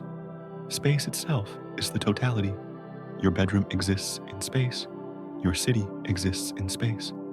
But space doesn't exist in anything. It's the fundamental arena, the stage that contains all stages. And that stage might be curved in ways we'll never directly see, folded through dimensions we can't access, shaped by mathematics that feels alien to intuition, but perfectly natural to equations. So, when you close your eyes tonight and try to picture the universe, don't imagine a box or a sphere or an infinite grid. Imagine something stranger, something that might be all there is, looping back on itself in dimensions you cannot perceive, finite but endless bounded, but without edges. Imagine the shape of everything, and let the impossibility of truly visualizing it wash over you like a wave, because some truths are too large for imagination, but not too large for mathematics, not too large for observation, not too large for wonder. Let's make this real, not abstract, not theoretical, real in the way that touches your body, your senses, your understanding. You are an ant, not metaphorically. For the next few minutes, you are an ant. You're tiny, delicate, walking on a surface that to you seems infinite. It's smooth beneath your 6 legs. You have forward, backward, left, right. These directions make perfect sense to you. You've walked them your entire ant life, but you don't have up or down, not in the sense of other dimensions. You know, above the surface, because that's where light comes from, where rain falls, from where the unreachable sky looms. But you can't walk into that direction. It's not part of your surface world. Your entire universe is 2-dimensional, a plane, and on this plane, you live, you explore, you wonder. Now something strange happens. You start walking in what feels like a perfectly straight line. You don't turn, you don't curve. You keep your trajectory true, guided by the sun, by landmarks, by instinct. You walk for days, weeks, months, an epic journey across your world. And then one day, impossibly, you see something familiar. That crack in the surface you noticed at the beginning. That tiny pebble you passed on day 1. You've returned, not because you turned around, not because the world has edges and you bounced back, but because your flat world isn't flat at all. It's the surface of a sphere, a balloon. You were walking on curved space the entire time, but the curve was too gentle, too large scale for you to notice locally. Step by step, the ground felt flat, but globally, you were tracing a great circle around a three-dimensional object you cannot perceive. To you, the 2D, being the world, is finite. You can walk all of it, but it has no edge, no boundary, no wall where the world ends. It simply loops. This is what cosmologists mean when they talk about a closed universe. Not a sphere floating in space, but space itself, having spherical geometry. The 3D space we inhabit could be the surface of a 4D hypersphere, curved through a dimension we cannot access, cannot visualize, cannot even point toward. Now add a dimension. This is where human intuition starts to strain and crack. But stay with me. We are like the ant, but in 3D. We have forward, backward, left, right, up, and down. 6 directions that form our complete spatial experience. We can move through space in any combination of these directions. But what if there's a 7th direction, not time? Another spatial dimension, perpendicular to all 3 we know. A direction that we cannot point to, cannot walk, cannot even conceive of, except mathematically. Just as the ant cannot perceive the 3rd dimension that curves its 2D world into a balloon, we cannot perceive the 4th spatial dimension that might curve our 3D space into a hypersphere. The ant's world looks flat locally, but is globally curved. Our world looks flat locally. Euclidean geometry works for building houses and launching satellites, but might be globally curved in a way we can't detect because we're embedded in it. If you could step outside our 3D space, into that 4th dimension, the way you can step back and see the whole balloon the ant walks on, you might see the universe as a closed finite shape, a 3D surface of a 4D object. But you can't step outside. None of us can. We're bound to our dimensional existence, the way the ant is bound to the balloon's surface. And yet we can infer the curve. We can measure it using light, using geometry, using the cosmic microwave background. We can do what the ant cannot use, mathematics, to see beyond our dimensional prison. That's the gift of intelligence, of scientific observation. We're trapped in 3 dimensions, but our minds can reach into the 4th through equations, through reason, through careful measurement of how light bends, how space expands, how the universe's geometry reveals itself in data. But spheres aren't the only possibility. Space can curve and loop in other ways. Remember playing Pac-Man or Asteroids? Those old video games where you'd move off the right edge of the screen and appear on the left edge. Move off the top, appear at the bottom, the world wrapped around. It was finite. You could map every pixel, but it had no edges. You never hit a wall. You just looped. This is called a torus topology, a donut shape. But again, not a donut floating in space. Space itself, structured like a donut's surface. In 2D, it's easy to visualize. Take a rectangular piece of paper, connect the left and right edges to make a cylinder. Now connect the top and bottom edges. You get a donut, a torus, a surface where you can travel forever without hitting an edge, but you'll eventually revisit the same regions. Now imagine that in 3D. Our universe could be a 3-dimensional torus, where traveling far enough in one direction brings you back from the opposite direction. Not because you turned around, but because space loops. This is mathematically possible. Observationally, we don't see evidence for it. If the universe were a relatively small torus, we'd see repeating patterns in the sky, the same galaxy clusters appearing in multiple directions, like looking in a hall of mirrors. We don't see that. The cosmos looks unique in every direction we observe. So, if the universe is a torus, it's a very large one, too large for light to have completed a loop in the 13.8 billion years since the Big Bang. But here's what's fascinating. A toroidal universe would be flat locally. The geometry would still obey Euclidean rules. Parallel lines wouldn't meet. Triangles would have 180-degree angles. But globally, the topology would be closed. This is the difference between geometry and topology.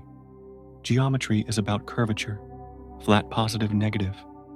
Topology is about a connectivity, how space links to itself. You can have flat geometry with closed topology, like a paper cylinder, locally flat, globally looped. Whether the universe is spherical, toroidal, or infinite and flat, one thing remains true. There is no center. There is no special place. That is, the middle of everything. On the balloon's surface, every point is equivalent. No ant can claim to be at the center. From each ant's perspective, they are stationary, and the rest of the world is moving away. The same is true in 3D. Every galaxy sees other galaxies receding. Every observer thinks they're at the center of expansion, but no one actually is. The Big Bang didn't happen at a location. It happened everywhere. Every point in space was once compressed into the singularity. When space expanded, it expanded from every point simultaneously. This is hard to grasp because we're used to explosions that happen at a place and spread outward from there. The Big Bang wasn't like that. It was an expansion of space itself, not an explosion into space. The spot where you're lying right now, that was the Big Bang. And so was the spot a billion light years away. And so was every other point. All locations share the same origin. There's also no edge. We've talked about this, but it bears repeating because it's so counterintuitive. If the universe is infinite, there's obviously no edge. Infinity doesn't end. But even if the universe is finite, like the surface of a sphere or a torus, there's no edge. You can't reach a boundary and stop. You just keep going. The space is complete, self-contained, entire. This is profoundly different from how we experience everything else in life. Your room has walls. Your city has borders. Even oceans have shores. Everything we know has edges, except the universe. It might be the only thing in your experience that genuinely doesn't end. Now, we need to talk about something subtle but essential, the difference between intrinsic and extrinsic curvature. When you see a balloon, you see it curving in three-dimensional space. That's extrinsic curvature. The 2D surface is embedded in a higher dimension, and you standing outside it can see the curve. But the ant on the balloon doesn't see that curve. It experiences something different, intrinsic curvature. This is curvature you can measure from within without needing to step outside. Here's how, if the ant draws a large triangle on the balloon's surface and measures the angles, they'll add up to more than 180 degrees. The ant doesn't need to see the balloon from outside to know the surface is curved. The geometry itself reveals the truth. This is the kind of curvature cosmologists talk about when they discuss the universe. We're not saying the universe is embedded in some higher dimensional space that we could theoretically view from outside, though that's one interpretation. We're saying the intrinsic geometry of space might be curved. You can measure curvature by doing geometry, by seeing how light travels, by watching how triangles behave, by studying the cosmic microwave background. The universe doesn't need to be in anything to be curved. Curvature is an intrinsic property, a feature of the geometry itself. This is liberating in a way. It means the question, what is the universe expanding into, might not have an answer, or might not even be a meaningful question. The universe isn't expanding into empty space outside itself. Space is what's expanding. There is no outside, just as there's no outside to the surface of a sphere if you're a 2D being confined to it. This is hard to accept because our intuition screams that everything must be inside something. But that intuition is built from experience in a 3D world. When you scale to cosmic dimensions, to the entirety of space itself, that intuition breaks down. The universe is all there is. Not all the stuff in the universe, but the universe as the totality of space and time. There's nothing outside because outside would require additional space, and all space is already included. You might feel a strange emotion right now. Maybe liberation, maybe claustrophobia, maybe awe, maybe confusion. That's the right feeling. This is one of those truths that resists comfortable understanding. It's true, it's mathematically rigorous, it's observationally supported, but it doesn't fit neatly into human experience. And that's okay. The universe doesn't owe us intuitive answers. It simply is what it is. Your job tonight, as you drift towards sleep, is not to fully grasp it. That might be impossible. Your job is to let the strangeness wash over you, to feel the edges of your understanding strain and stretch. Because in that stretching, you're growing. You're expanding your sense of what's possible. You're letting the cosmos reshape your mind the way gravity reshapes space. And maybe in some small way, you're becoming more like the universe itself, curved, strange, beautiful, and impossible to fully contain. Now rest. Let these ideas settle. Let your mind loop back on itself like a closed universe, returning to where it started, but somehow changed by the journey. Because ahead of us, there are even stranger horizons to cross. Questions about edges, about endings, about the limits of knowledge itself. But that's for later.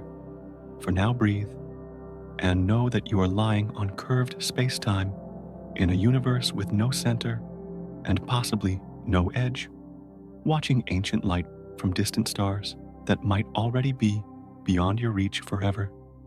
And somehow, impossibly, that thought is beautiful. You understand now that space can curve, can loop, can be finite, without boundaries. But your intuition still whispers the question that won't let go. Yes, but where does it actually end? Close your eyes and think about everything you've ever known. Your bedroom has walls, 4 of them solid and real, marking where your space ends and the hallway begins. Your house has a fence maybe, or at least property lines drawn on a map somewhere in a dusty municipal office. Your city has borders, welcome signs when you enter, farewell signs when you leave. Even the ocean, vast and seemingly endless, when you stand on the beach with salt spray on your face, eventually has shores. Sail far enough in any direction, and you'll hit land, or ice, or some boundary where water meets not water. Everything in your lived experience has an edge, a place where it stops being itself and becomes something else, or becomes nothing at all. So, when you think about the universe, your brain does what it's been trained to do for your entire life. It looks for the edge.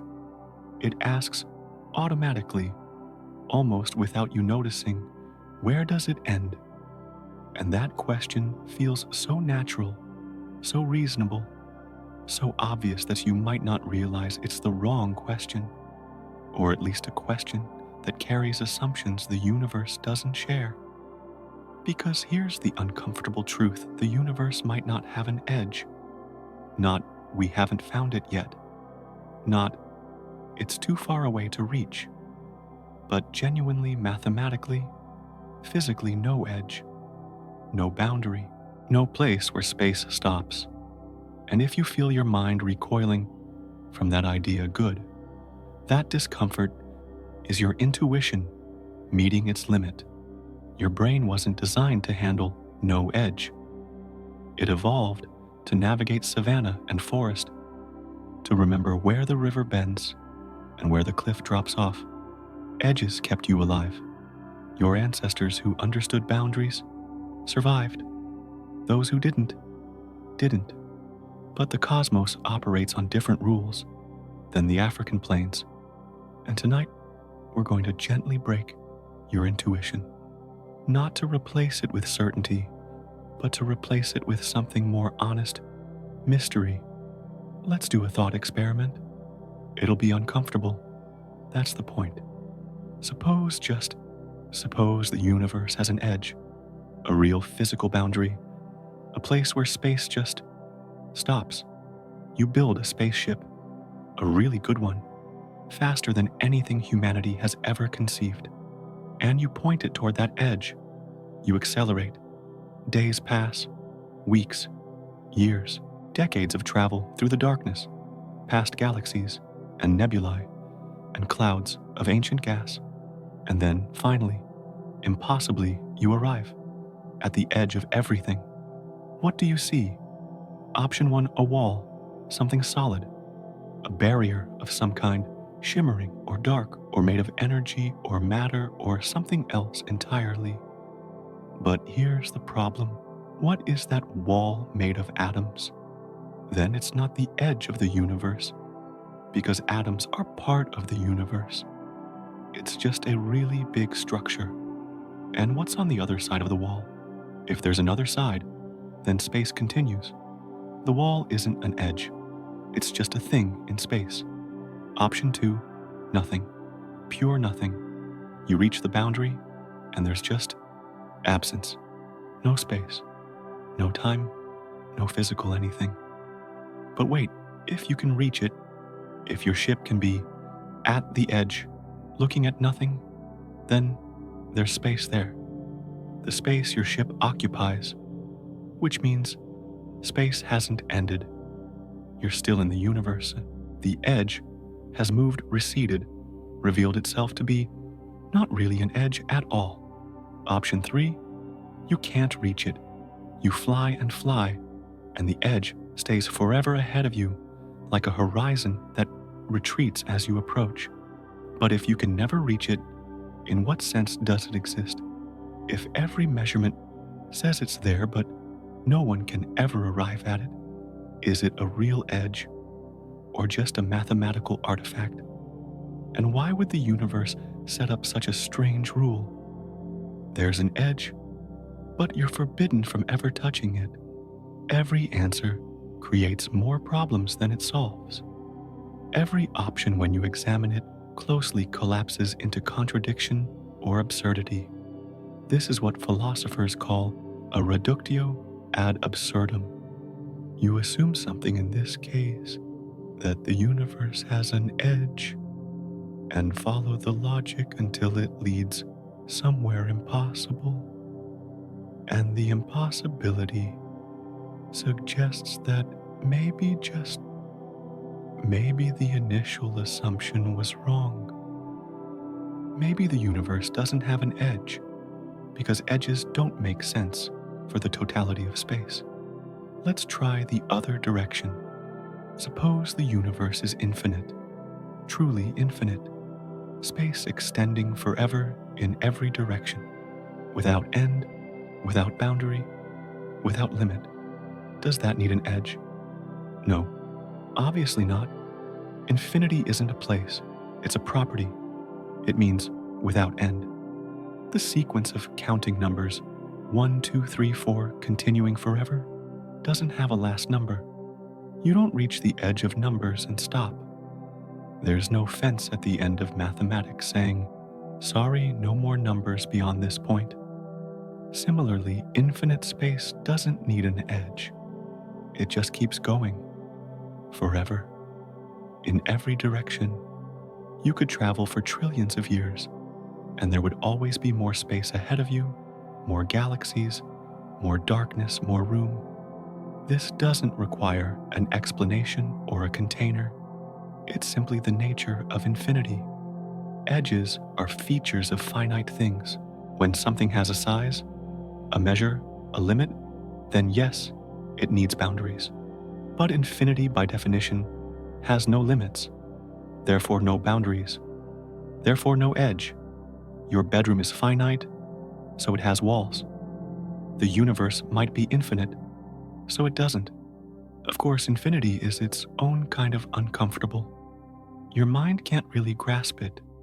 You can say the word, you can use the symbol, you can understand it conceptually, but you can't truly imagine it. Your brain, finite and bounded as it is, cannot hold the infinite. But here's the beautiful thing. The universe doesn't care whether you can imagine it. It simply is what it is. And if it happens to be infinite, then edges aren't just absent, they're irrelevant. They don't even make sense as a concept. Wait, you might be thinking, if the universe is finite, doesn't it have to have an edge? And that's the intuition. That's the assumption built into your understanding of the word finite. Finite things have boundaries. Your coffee cup has a rim. Your yard has a fence. Finite equals bounded. But the universe, beautiful and strange, as always offers a third option, finite but unbounded. We've talked about this already. The surface of a sphere, Earth's surface, has a finite area. You could measure it precisely 510,072,000 square kilometers. It's not infinite. It's a specific countable size. And yet it has no edge. Walk in any direction, and you'll never reach a boundary where the world stops. You'll just keep walking around and around, eventually returning to where you started. The surface is finite. It is also unbounded. These two properties coexist without contradiction. Now scale that up. Our three-dimensional space could be the surface of a four-dimensional hypersphere. Finite volume, measurable size, but no edge, no boundary, no place where space ends. You could fly your spaceship forever, trillions of years, if you had the time and fuel, and you'd eventually circumnavigate the entire cosmos and return to Earth from the opposite direction. Not because you turned around, not because you hit a wall and bounced back, but because space curves back on itself in a dimension you can't perceive, finite, unbounded, no edge. This is geometry, not magic. This is mathematics, not mysticism. It's strange, yes. Counterintuitive, absolutely. But perfectly consistent with the laws of physics and the structure of space-time. So if the universe doesn't have a physical edge, does that mean there are no boundaries at all? Not quite. Because there are edges in the universe, just not the kind you are looking for. Not walls or fences or places where space stops. The real boundaries are boundaries of information, of causality, of knowing. there's the particle horizon, the edge of the observable universe. Beyond this light simply hasn't had time to reach us yet. Those regions exist. Space is there. Galaxies are forming. Stars are burning. Maybe civilizations are asking the same questions we're asking. But their light is still in transit. The photons are racing toward us through expanding space, but they haven't arrived yet. This isn't a wall, it's a threshold, and it's moving. Every second, the particle horizon expands slightly as light from previously unreachable regions finally crosses into our observable bubble. We're constantly seeing new parts of the universe for the first time. Then there's the event horizon, the edge beyond which light will never reach us, no matter how long we wait. Galaxies beyond this threshold are receding faster than light can travel through the expanding space between us. They exist, but we will never see them, never measure them, never know them. This is a boundary of forever, not of space, but of access, of possibility. And finally, there's the cosmic horizon, the edge of causality itself. Beyond a certain distance, events cannot influence us, and we cannot influence them. The universe is so large, and the speed of light so limiting, that there are regions we can never interact with. Not just not yet, but never. The cosmic fabric has separated us permanently. These boundaries are real. They're not physical walls, but they're not illusions either. They define the limits of what we can observe, measure, interact with, and ultimately know. And perhaps that's the only kind of edge that matters. Not where space stops, but where our ability to access it ends. Not the border of the universe, but the border of our universe. The portion we can ever touch. The universe doesn't end. Our view of it does. Our reach ends. Our knowledge has horizons. And beyond those horizons, space continues. Probably, almost certainly, infinite or finite, but curved, we may never know for sure. But it's there, silent, unreachable, forever beyond the circles drawn around us by the speed of light and the expansion of space. So when you ask, where does space stop? The answer isn't a location. It's not a distance. It's a realization. Maybe space doesn't stop. Maybe only our ability to see it does. And that thought, that we live in a bubble of knowing, surrounded by an unknowable vastness, might be the most profound edge of all. We've traveled far tonight, from the solid ground of confirmed observations, the cosmic microwave background, the expansion of space, the curvature measurements into increasingly abstract territory. But now, we're about to step over another threshold. What follows isn't science fiction, but it's not quite settled science either. It's the territory where mathematics meets imagination, where serious physicists propose ideas so wild they sound like fantasy, but back them up with equations that might possibly describe reality. Consider this, your gentle warning. Don't believe everything you're about to hear, but don't dismiss it either. Hold it lightly. Let it stretch your sense of what's possible, because the universe has already proven itself stranger than anyone expected. And these theories, speculative as they are, come from brilliant minds trying to solve real problems.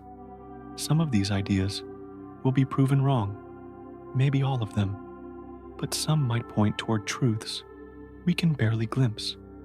And the act of thinking about them, of letting your mind reach beyond the observable, is valuable in itself. So let's step beyond the veil, into the space where edge might mean something we never imagined. Imagine the universe is a soap bubble, not floating in your bathtub, but existing in some higher dimensional space you can't perceive. The bubble's surface is three-dimensional, and that surface is our entire universe. Everything you know: stars, planets, light matter, energy.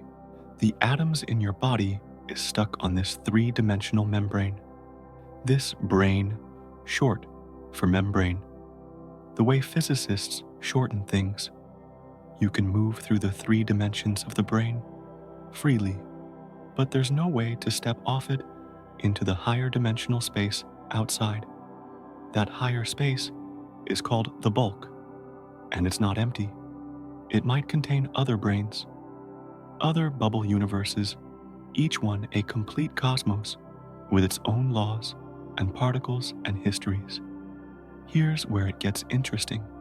For our question about edges from within the brain, from inside our bubble universe space, appears to have no edge. You can travel forever across the surface without hitting a boundary. The brain has no rim, no fence, no wall. But from the perspective of the bulk, from that higher dimension, you can't access the brain absolutely has an edge. It has a boundary. It's a finite object floating in a larger space. So does the universe have an edge? Yes and no, depending on where you're standing. To you, trapped on the brain, there's no edge. To a hypothetical, higher dimensional being, in the bulk, our entire universe is bounded. It's like asking whether a drawing on paper has thickness. From within the 2D drawing, the answer is no. From the 3D world where the paper exists, the answer is yes. It's got the thickness of the paper itself, even if the drawing can't perceive it. Brain cosmology suggests something even stranger: gravity might leak off our brain into the bulk. Most forces, electromagnetism, the nuclear forces, are trapped on the brain with us. But gravity uniquely might be able to seep into the extra dimensions. This would explain why gravity is so much weaker than the other forces. Not because it is weak, but because most of its strength is bleeding away into dimensions we can't access. We're only feeling the leftover gravity that stays on our brain. Wild? Absolutely. Testable, maybe. Some versions of brain cosmology make predictions about particle physics and gravity that we might be able to measure. Others remain firmly in the realm of mathematical possibility. But if it's true, then the edge of the universe exists in a dimension perpendicular to all three we know. An edge we could never reach, never touch, never see, because we're not built to move through that direction. Now, forget brains for a moment and think about foam. Not the foam in your coffee, but cosmic foam. An infinite expanse of bubbles, each one a universe, each one expanding and floating and existing in a vast, eternally inflating space. This is the multiverse hypothesis that comes from eternal inflation. Remember, inflation, that brief, explosive expansion in the first fraction of a second after the Big Bang. Some theories suggest inflation never fully stopped. It continues eternally in most of space, but occasionally, randomly, a region stops inflating and transitions into normal expansion. That region becomes a bubble universe. Our universe is one such bubble. It formed roughly 13.8 billion years ago, when a tiny patch of inflating space transitioned to the slower expansion we observe today. And it's been growing ever since, carried by that initial inflationary push, and now by dark energy. But beyond our bubble, inflation continues, and other bubbles form, each one a complete universe with its own physical constants, its own laws, its own arrangement of particles and forces. Some bubbles might have gravity too weak to form galaxies. No stars, no planets, no life, just endless dark emptiness. Some might have gravity too strong. Matter collapses immediately into black holes. Again, no stars, no complexity, just gravitational annihilation. Ours. We exist in what seems to be a Goldilocks bubble. Gravity strong enough to form structures, but not so strong that everything collapses. A bubble where stars can shine for billions of years, where planets can orbit stably, where chemistry can build complexity, where life can emerge and ask questions about edges. Now here's the thing about bubbles. They have edges, clear definable boundaries, where the interior conditions meet the exterior conditions. The wall of a bubble is a phase transition, a place where physics shifts from one state to another. If our universe is a bubble, then it has an edge in the multiverse sense, a boundary where our physical laws transition to the eternally inflating field outside. But that boundary is racing outward at essentially the speed of light, driven by the expansion of space itself. Could we ever reach it? Almost certainly not. Could we ever observe it? Probably not.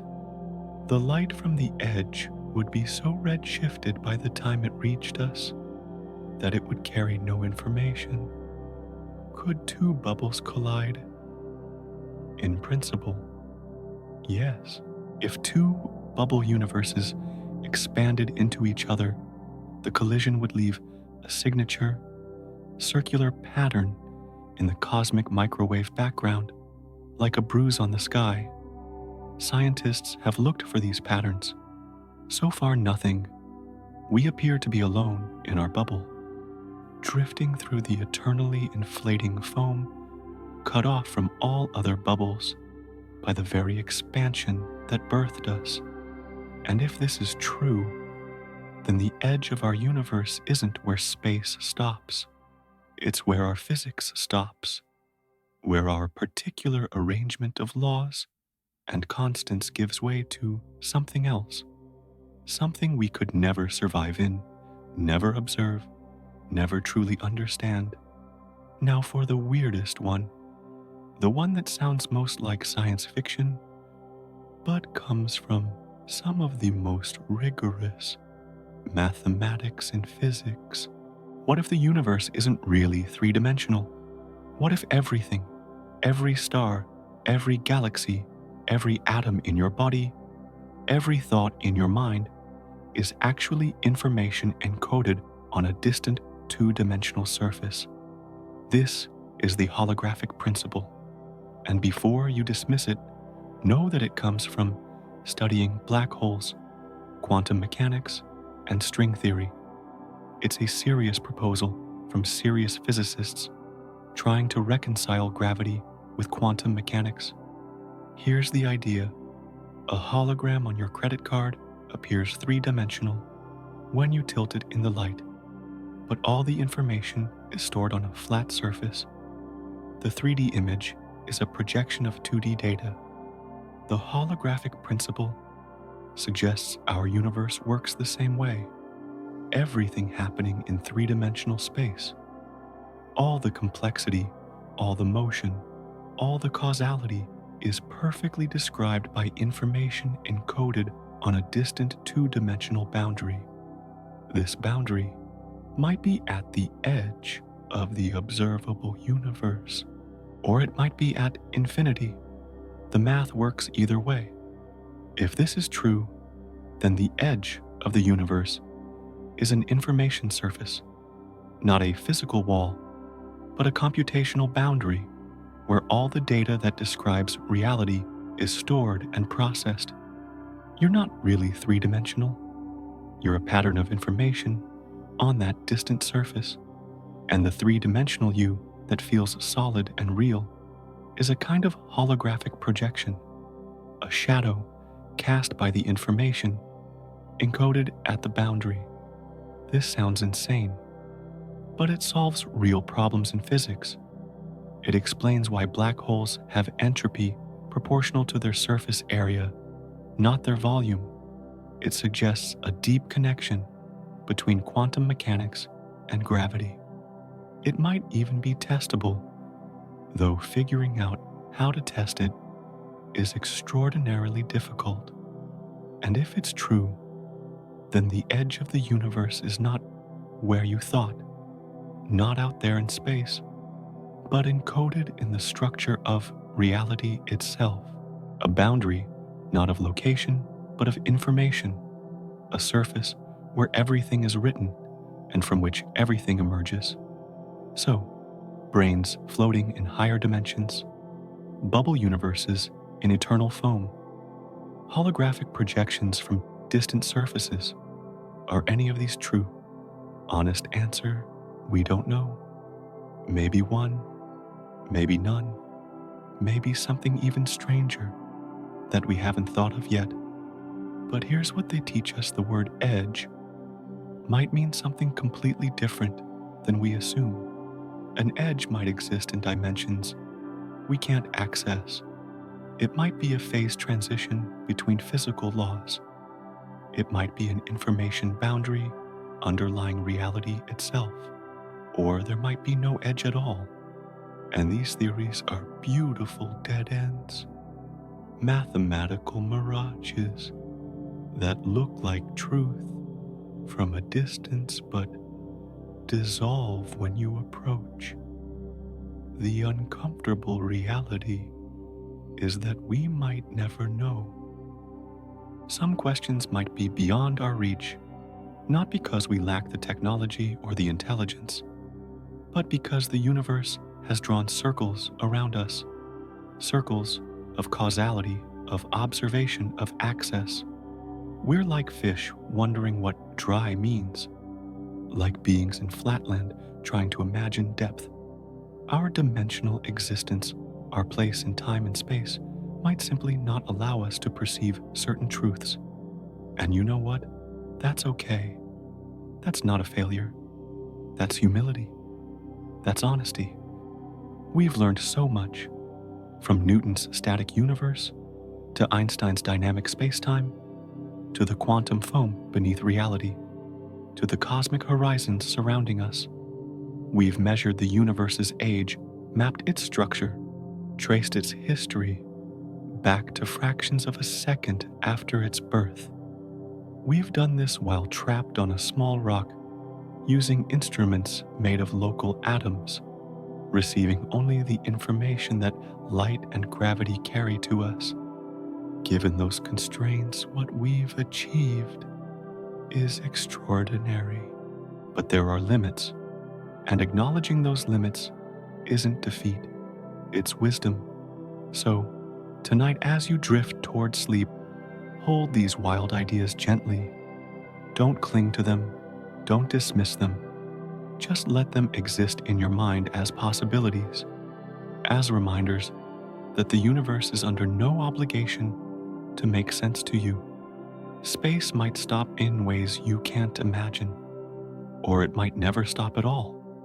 The edge might be unreachable, or it might not exist, or it might be hiding in dimensions you'll never touch. And somehow, impossibly, that uncertainty is part of the beauty. The mystery isn't a bug, it's a feature. It's what keeps us looking up, keeps us asking questions, keeps us humble and curious, and alive to wonder. You are small, the universe is vast, and between your smallness and its vastness lies the entire human endeavor to see a little further, to understand a little deeper, to push the horizons of knowing just slightly outward before we return to the dust from which we came. Rest now. Tomorrow we'll explore what infinity means, whether it's real, and what it would mean for you if the universe truly has no end. But that's tomorrow. Tonight, just breathe and know that you've traveled to the edge of edges, to the boundary of boundaries, and returned with questions more beautiful than answers. You've walked to the edges of knowing traced horizons, drawn by light and expansion. But now the deepest question whispers if our universe might be just one bubble in infinite foam. What does infinite actually mean? And can human minds ever truly hold it? Let's begin with a thought that might make you feel very alone or very connected depending on how you hold it. What if our universe, this entire vast cosmos, with its 2 trillion galaxies, its ancient light, its curved spacetime, what if it's not the only one? Remember eternal inflation, that explosive expansion in the first fraction of a second. Some versions of inflation theory suggest it never fully stopped. Out there beyond our cosmic horizon space is still inflating. And within that inflating space, bubbles randomly stop inflating and become universes like ours. Each bubble is causally disconnected. Each one might have different physical constants, different strengths of gravity, different masses for electrons. Most of these bubble universes would be sterile, lifeless. In some, gravity is too weak matter, never clumps into stars. In others, too strong everything collapses immediately. But our universe, we exist in a Goldilocks bubble, everything tuned just right for stars to burn, planets to form chemistry, to build complexity, consciousness to emerge. Why is it design luck? Or simply that in an infinite multiverse of bubbles, every possibility exists somewhere, and we necessarily find ourselves in one of the rare habitable ones. This is the anthropic principle. Then there's the many worlds interpretation from quantum mechanics. Every time a quantum event occurs, the universe might split, actually split, into multiple branches where different outcomes occurred. You're lying here, quantum events firing in your neurons. With each event, the universe branches. In this branch, you continue reading. In another, you fell asleep. All versions happen. All are real. Every possible version of history playing out in parallel. Your choices don't determine the future. They determine which branch you experience. All futures happen. But here's the problem. These theories might be unfalsifiable. If other universes are causally disconnected, if no signal can ever travel between them, how do you test whether they exist? Some scientists argue this makes multiverse theories unscientific. Philosophy dressed in equations. Feel the emotional weight. If there's only one universe, we are profoundly unique. Everything here matters because it's the only place anything happens. But if the multiverse is real, we're one note in an endless symphony. Does that diminish us or connect us to infinite variations, all exploring what it means to exist? The question remains open, unanswered, perhaps unanswerable. But in this universe, the one you can touch, you exist. And that's real, whether unique or one of infinite echoes. But here in this universe, we can access, is it infinite? The evidence points toward yes. Remember, our measurements suggest the universe is flat, and flat geometry in cosmology typically means infinite extent, space going on forever in all directions. But let's be careful. We can only observe a bubble, our observable universe, about 93 billion light years across. Beyond that, we simply don't know. We can't know. The light hasn't reached us yet, and for distant regions, it never will. So when cosmologists say the universe is probably infinite, they mean the actual universe, not just the part we can see, the whole thing, all of space, extending forever. If true, this creates some deeply strange implications. In an infinite universe with finite physical laws, patterns must repeat.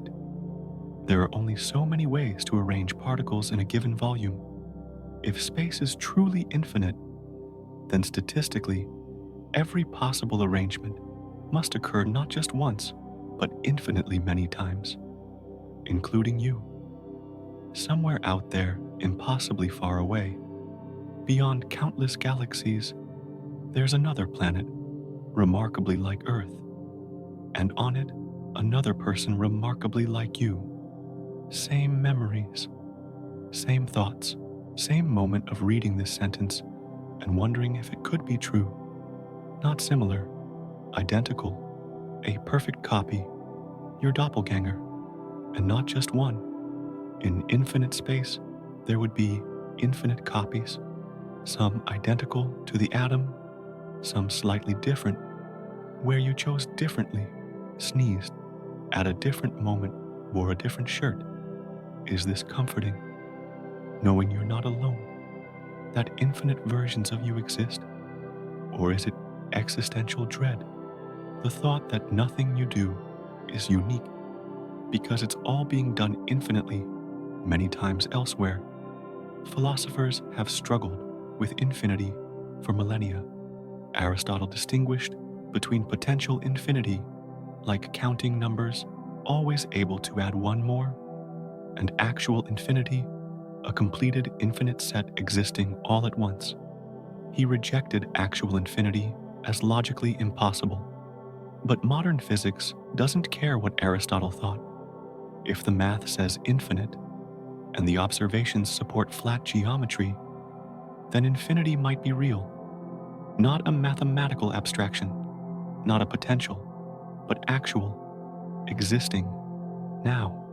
And here you are, finite, your life measured in decades, your body in kilograms, your thoughts constrained by a brain of limited capacity, a finite being trying to comprehend the infinite. You can say the word, you can write the symbol, but can you truly imagine it? Can your finite neurons hold something without end? No, you can't. None of us can. We can understand infinity conceptually, work with it mathematically, accept it logically, but we cannot viscerally grasp it. It's too large for the container of our minds. And yet, if the universe is infinite, you're already in it, already part of it, a tiny, finite ripple in an endless ocean. Infinite or not, there's something we know. With certainty, there are limits to knowing. Not limits we might overcome with better technology, not temporary boundaries waiting to be pushed back, but permanent fundamental limits written into the structure of reality itself.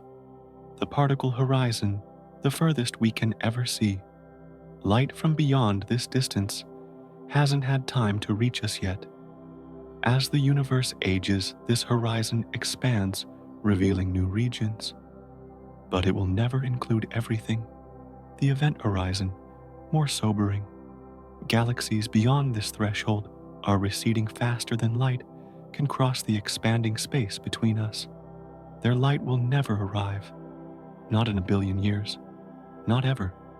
These regions are lost to us forever. The heat-death horizon, look far enough into the future, and things become unknowable in a different way. As the universe expands and cools toward heat, death information itself degrades. The cosmic microwave background redshifts into nothingness. Stars burn out. Black holes evaporate. Eventually, the universe becomes so diffuse, so cold, so dark, that nothing can be learned anymore. Then there's the Planck scale, the smallest meaningful length, about 10 to 35 meters. Below this scale, quantum uncertainty becomes so extreme that the very concepts of position and distance break down. Space itself becomes foamy, probabilistic, undefined. Our physics cannot describe what happens at scales smaller than Planck length. Maybe nothing does happen. Maybe smaller stops making sense. These aren't technological limits. They're written into the laws. The universe might not have a physical edge, but knowledge does. Our observations are bounded by the speed of light, by the expansion of space, by quantum uncertainty, by the arrow of time. And there's another limit: human cognition itself. Your brain, magnificent as it is, has a ceiling. There are mathematical truths too complex for any human to verify. There are concepts that might require cognitive architectures we don't possess. Just as a dog cannot understand calculus, we might be constitutionally incapable of grasping certain cosmic truths. This is humbling, profoundly humbling. We've learned so much, mapped the observable universe, traced cosmic history back to the first fraction of a second, measured space's curvature to extraordinary precision. Given our constraints, what we've achieved is remarkable. But there are questions we might never answer, not because we're not clever enough, but because the answers lie beyond the boundaries of what any being in our position could ever access. Some mysteries might be permanent, and that's not a failure. That's the nature of being finite in something vast. So after all this journey through Newton's stage and Einstein's fabric, through quantum foam and cosmic horizons, through inflation and curvature, and the many meanings of edge, we return to where we began. Where does space stop? Now you understand. The question is more complex than it seemed. Because stop can mean many things. Physical boundary, unlikely. We've seen why edges create more problems than they solve. And if space is infinite or finite, but curved back on itself, physical boundaries aren't necessary. Observational limit, certain. We're bounded by light, by expansion, by causality. Our bubble of knowing is finite, even if space itself isn't. Causal horizon, inevitable.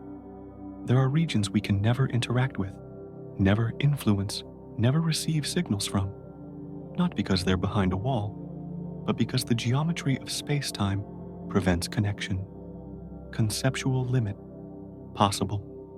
Some aspects of space might be fundamentally beyond human comprehension. Not everything that's true can be understood by minds like ours. The answer isn't simple because the question isn't simple. You asked where space stops, but maybe that's the wrong question.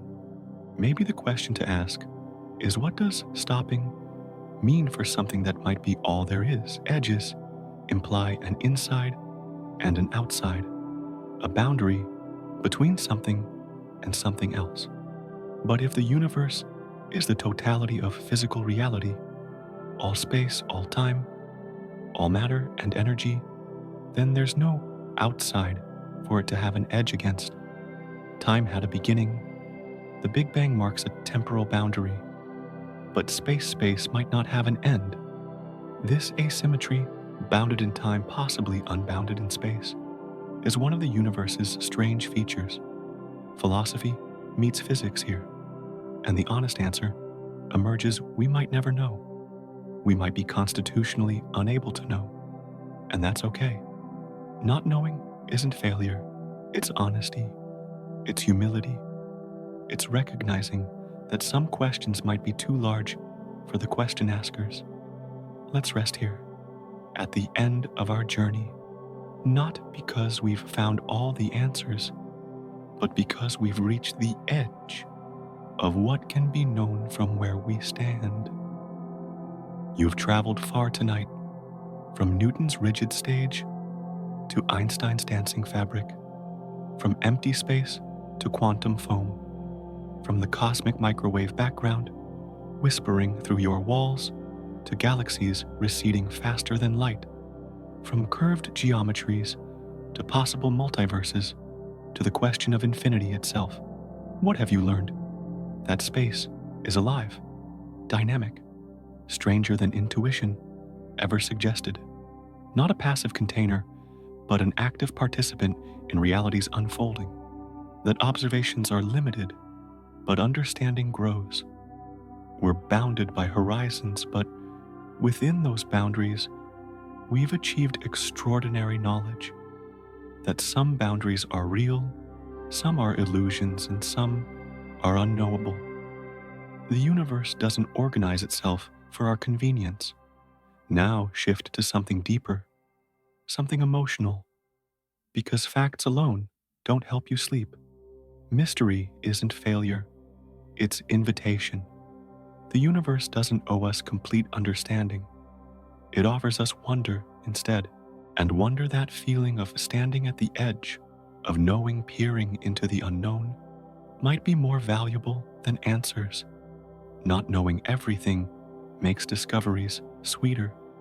If we understood it all, what would be left?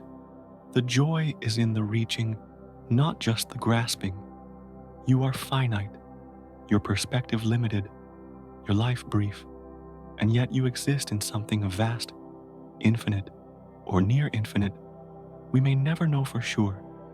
That disproportion, tiny you in vast cosmos, could make you feel insignificant, or it could make you feel infinitely connected, because you're not separate from this. You're made of stardust, standing on curved space-time, seeing ancient light that traveled billions of years to reach your eyes. You're part of something so large, it might not have edges, and that thought can make you feel tiny, or it can make you feel like the universe experiencing itself. Both are true. Space might not stop. Questions never do. Every answer births new questions. Every horizon reveals another beyond. And maybe that's the point. The universe doesn't owe us edges or endings. It offers perpetual mystery, perpetual wonder, perpetual invitation to look further, think deeper, ask better questions. Somewhere far away, beyond our bubble, beyond our equations, space continues, or curves back, or ends in ways we have no words for, or transforms into something our dimensional existence can't perceive. And here we are, tiny beings on a tiny rock, daring to ask, how far does it go? That question itself, that capacity for wonder, that refusal to accept easy answers, that willingness to stand at the edge of knowing and peer into the vast unknown, might be the most beautiful thing in the universe. More beautiful than stars, more precious than galaxies, because stars don't ask questions, galaxies don't wonder. Only you do. Only beings like you, finite and aware, can stand in the presence of infinity and say, tell me more. So rest now. Let your mind drift like a leaf on still water. Space will still be there tomorrow, still expanding, still mysterious, still waiting patiently for the next curious soul to look up and wonder. And when you wake, you'll carry this with you. You ask where space stops, and you learned that some questions are more beautiful than their answers. That mystery is a gift.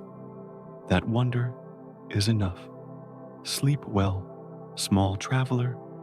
You've journeyed to the edge of everything and returned with something more valuable than answers. You've returned with better questions.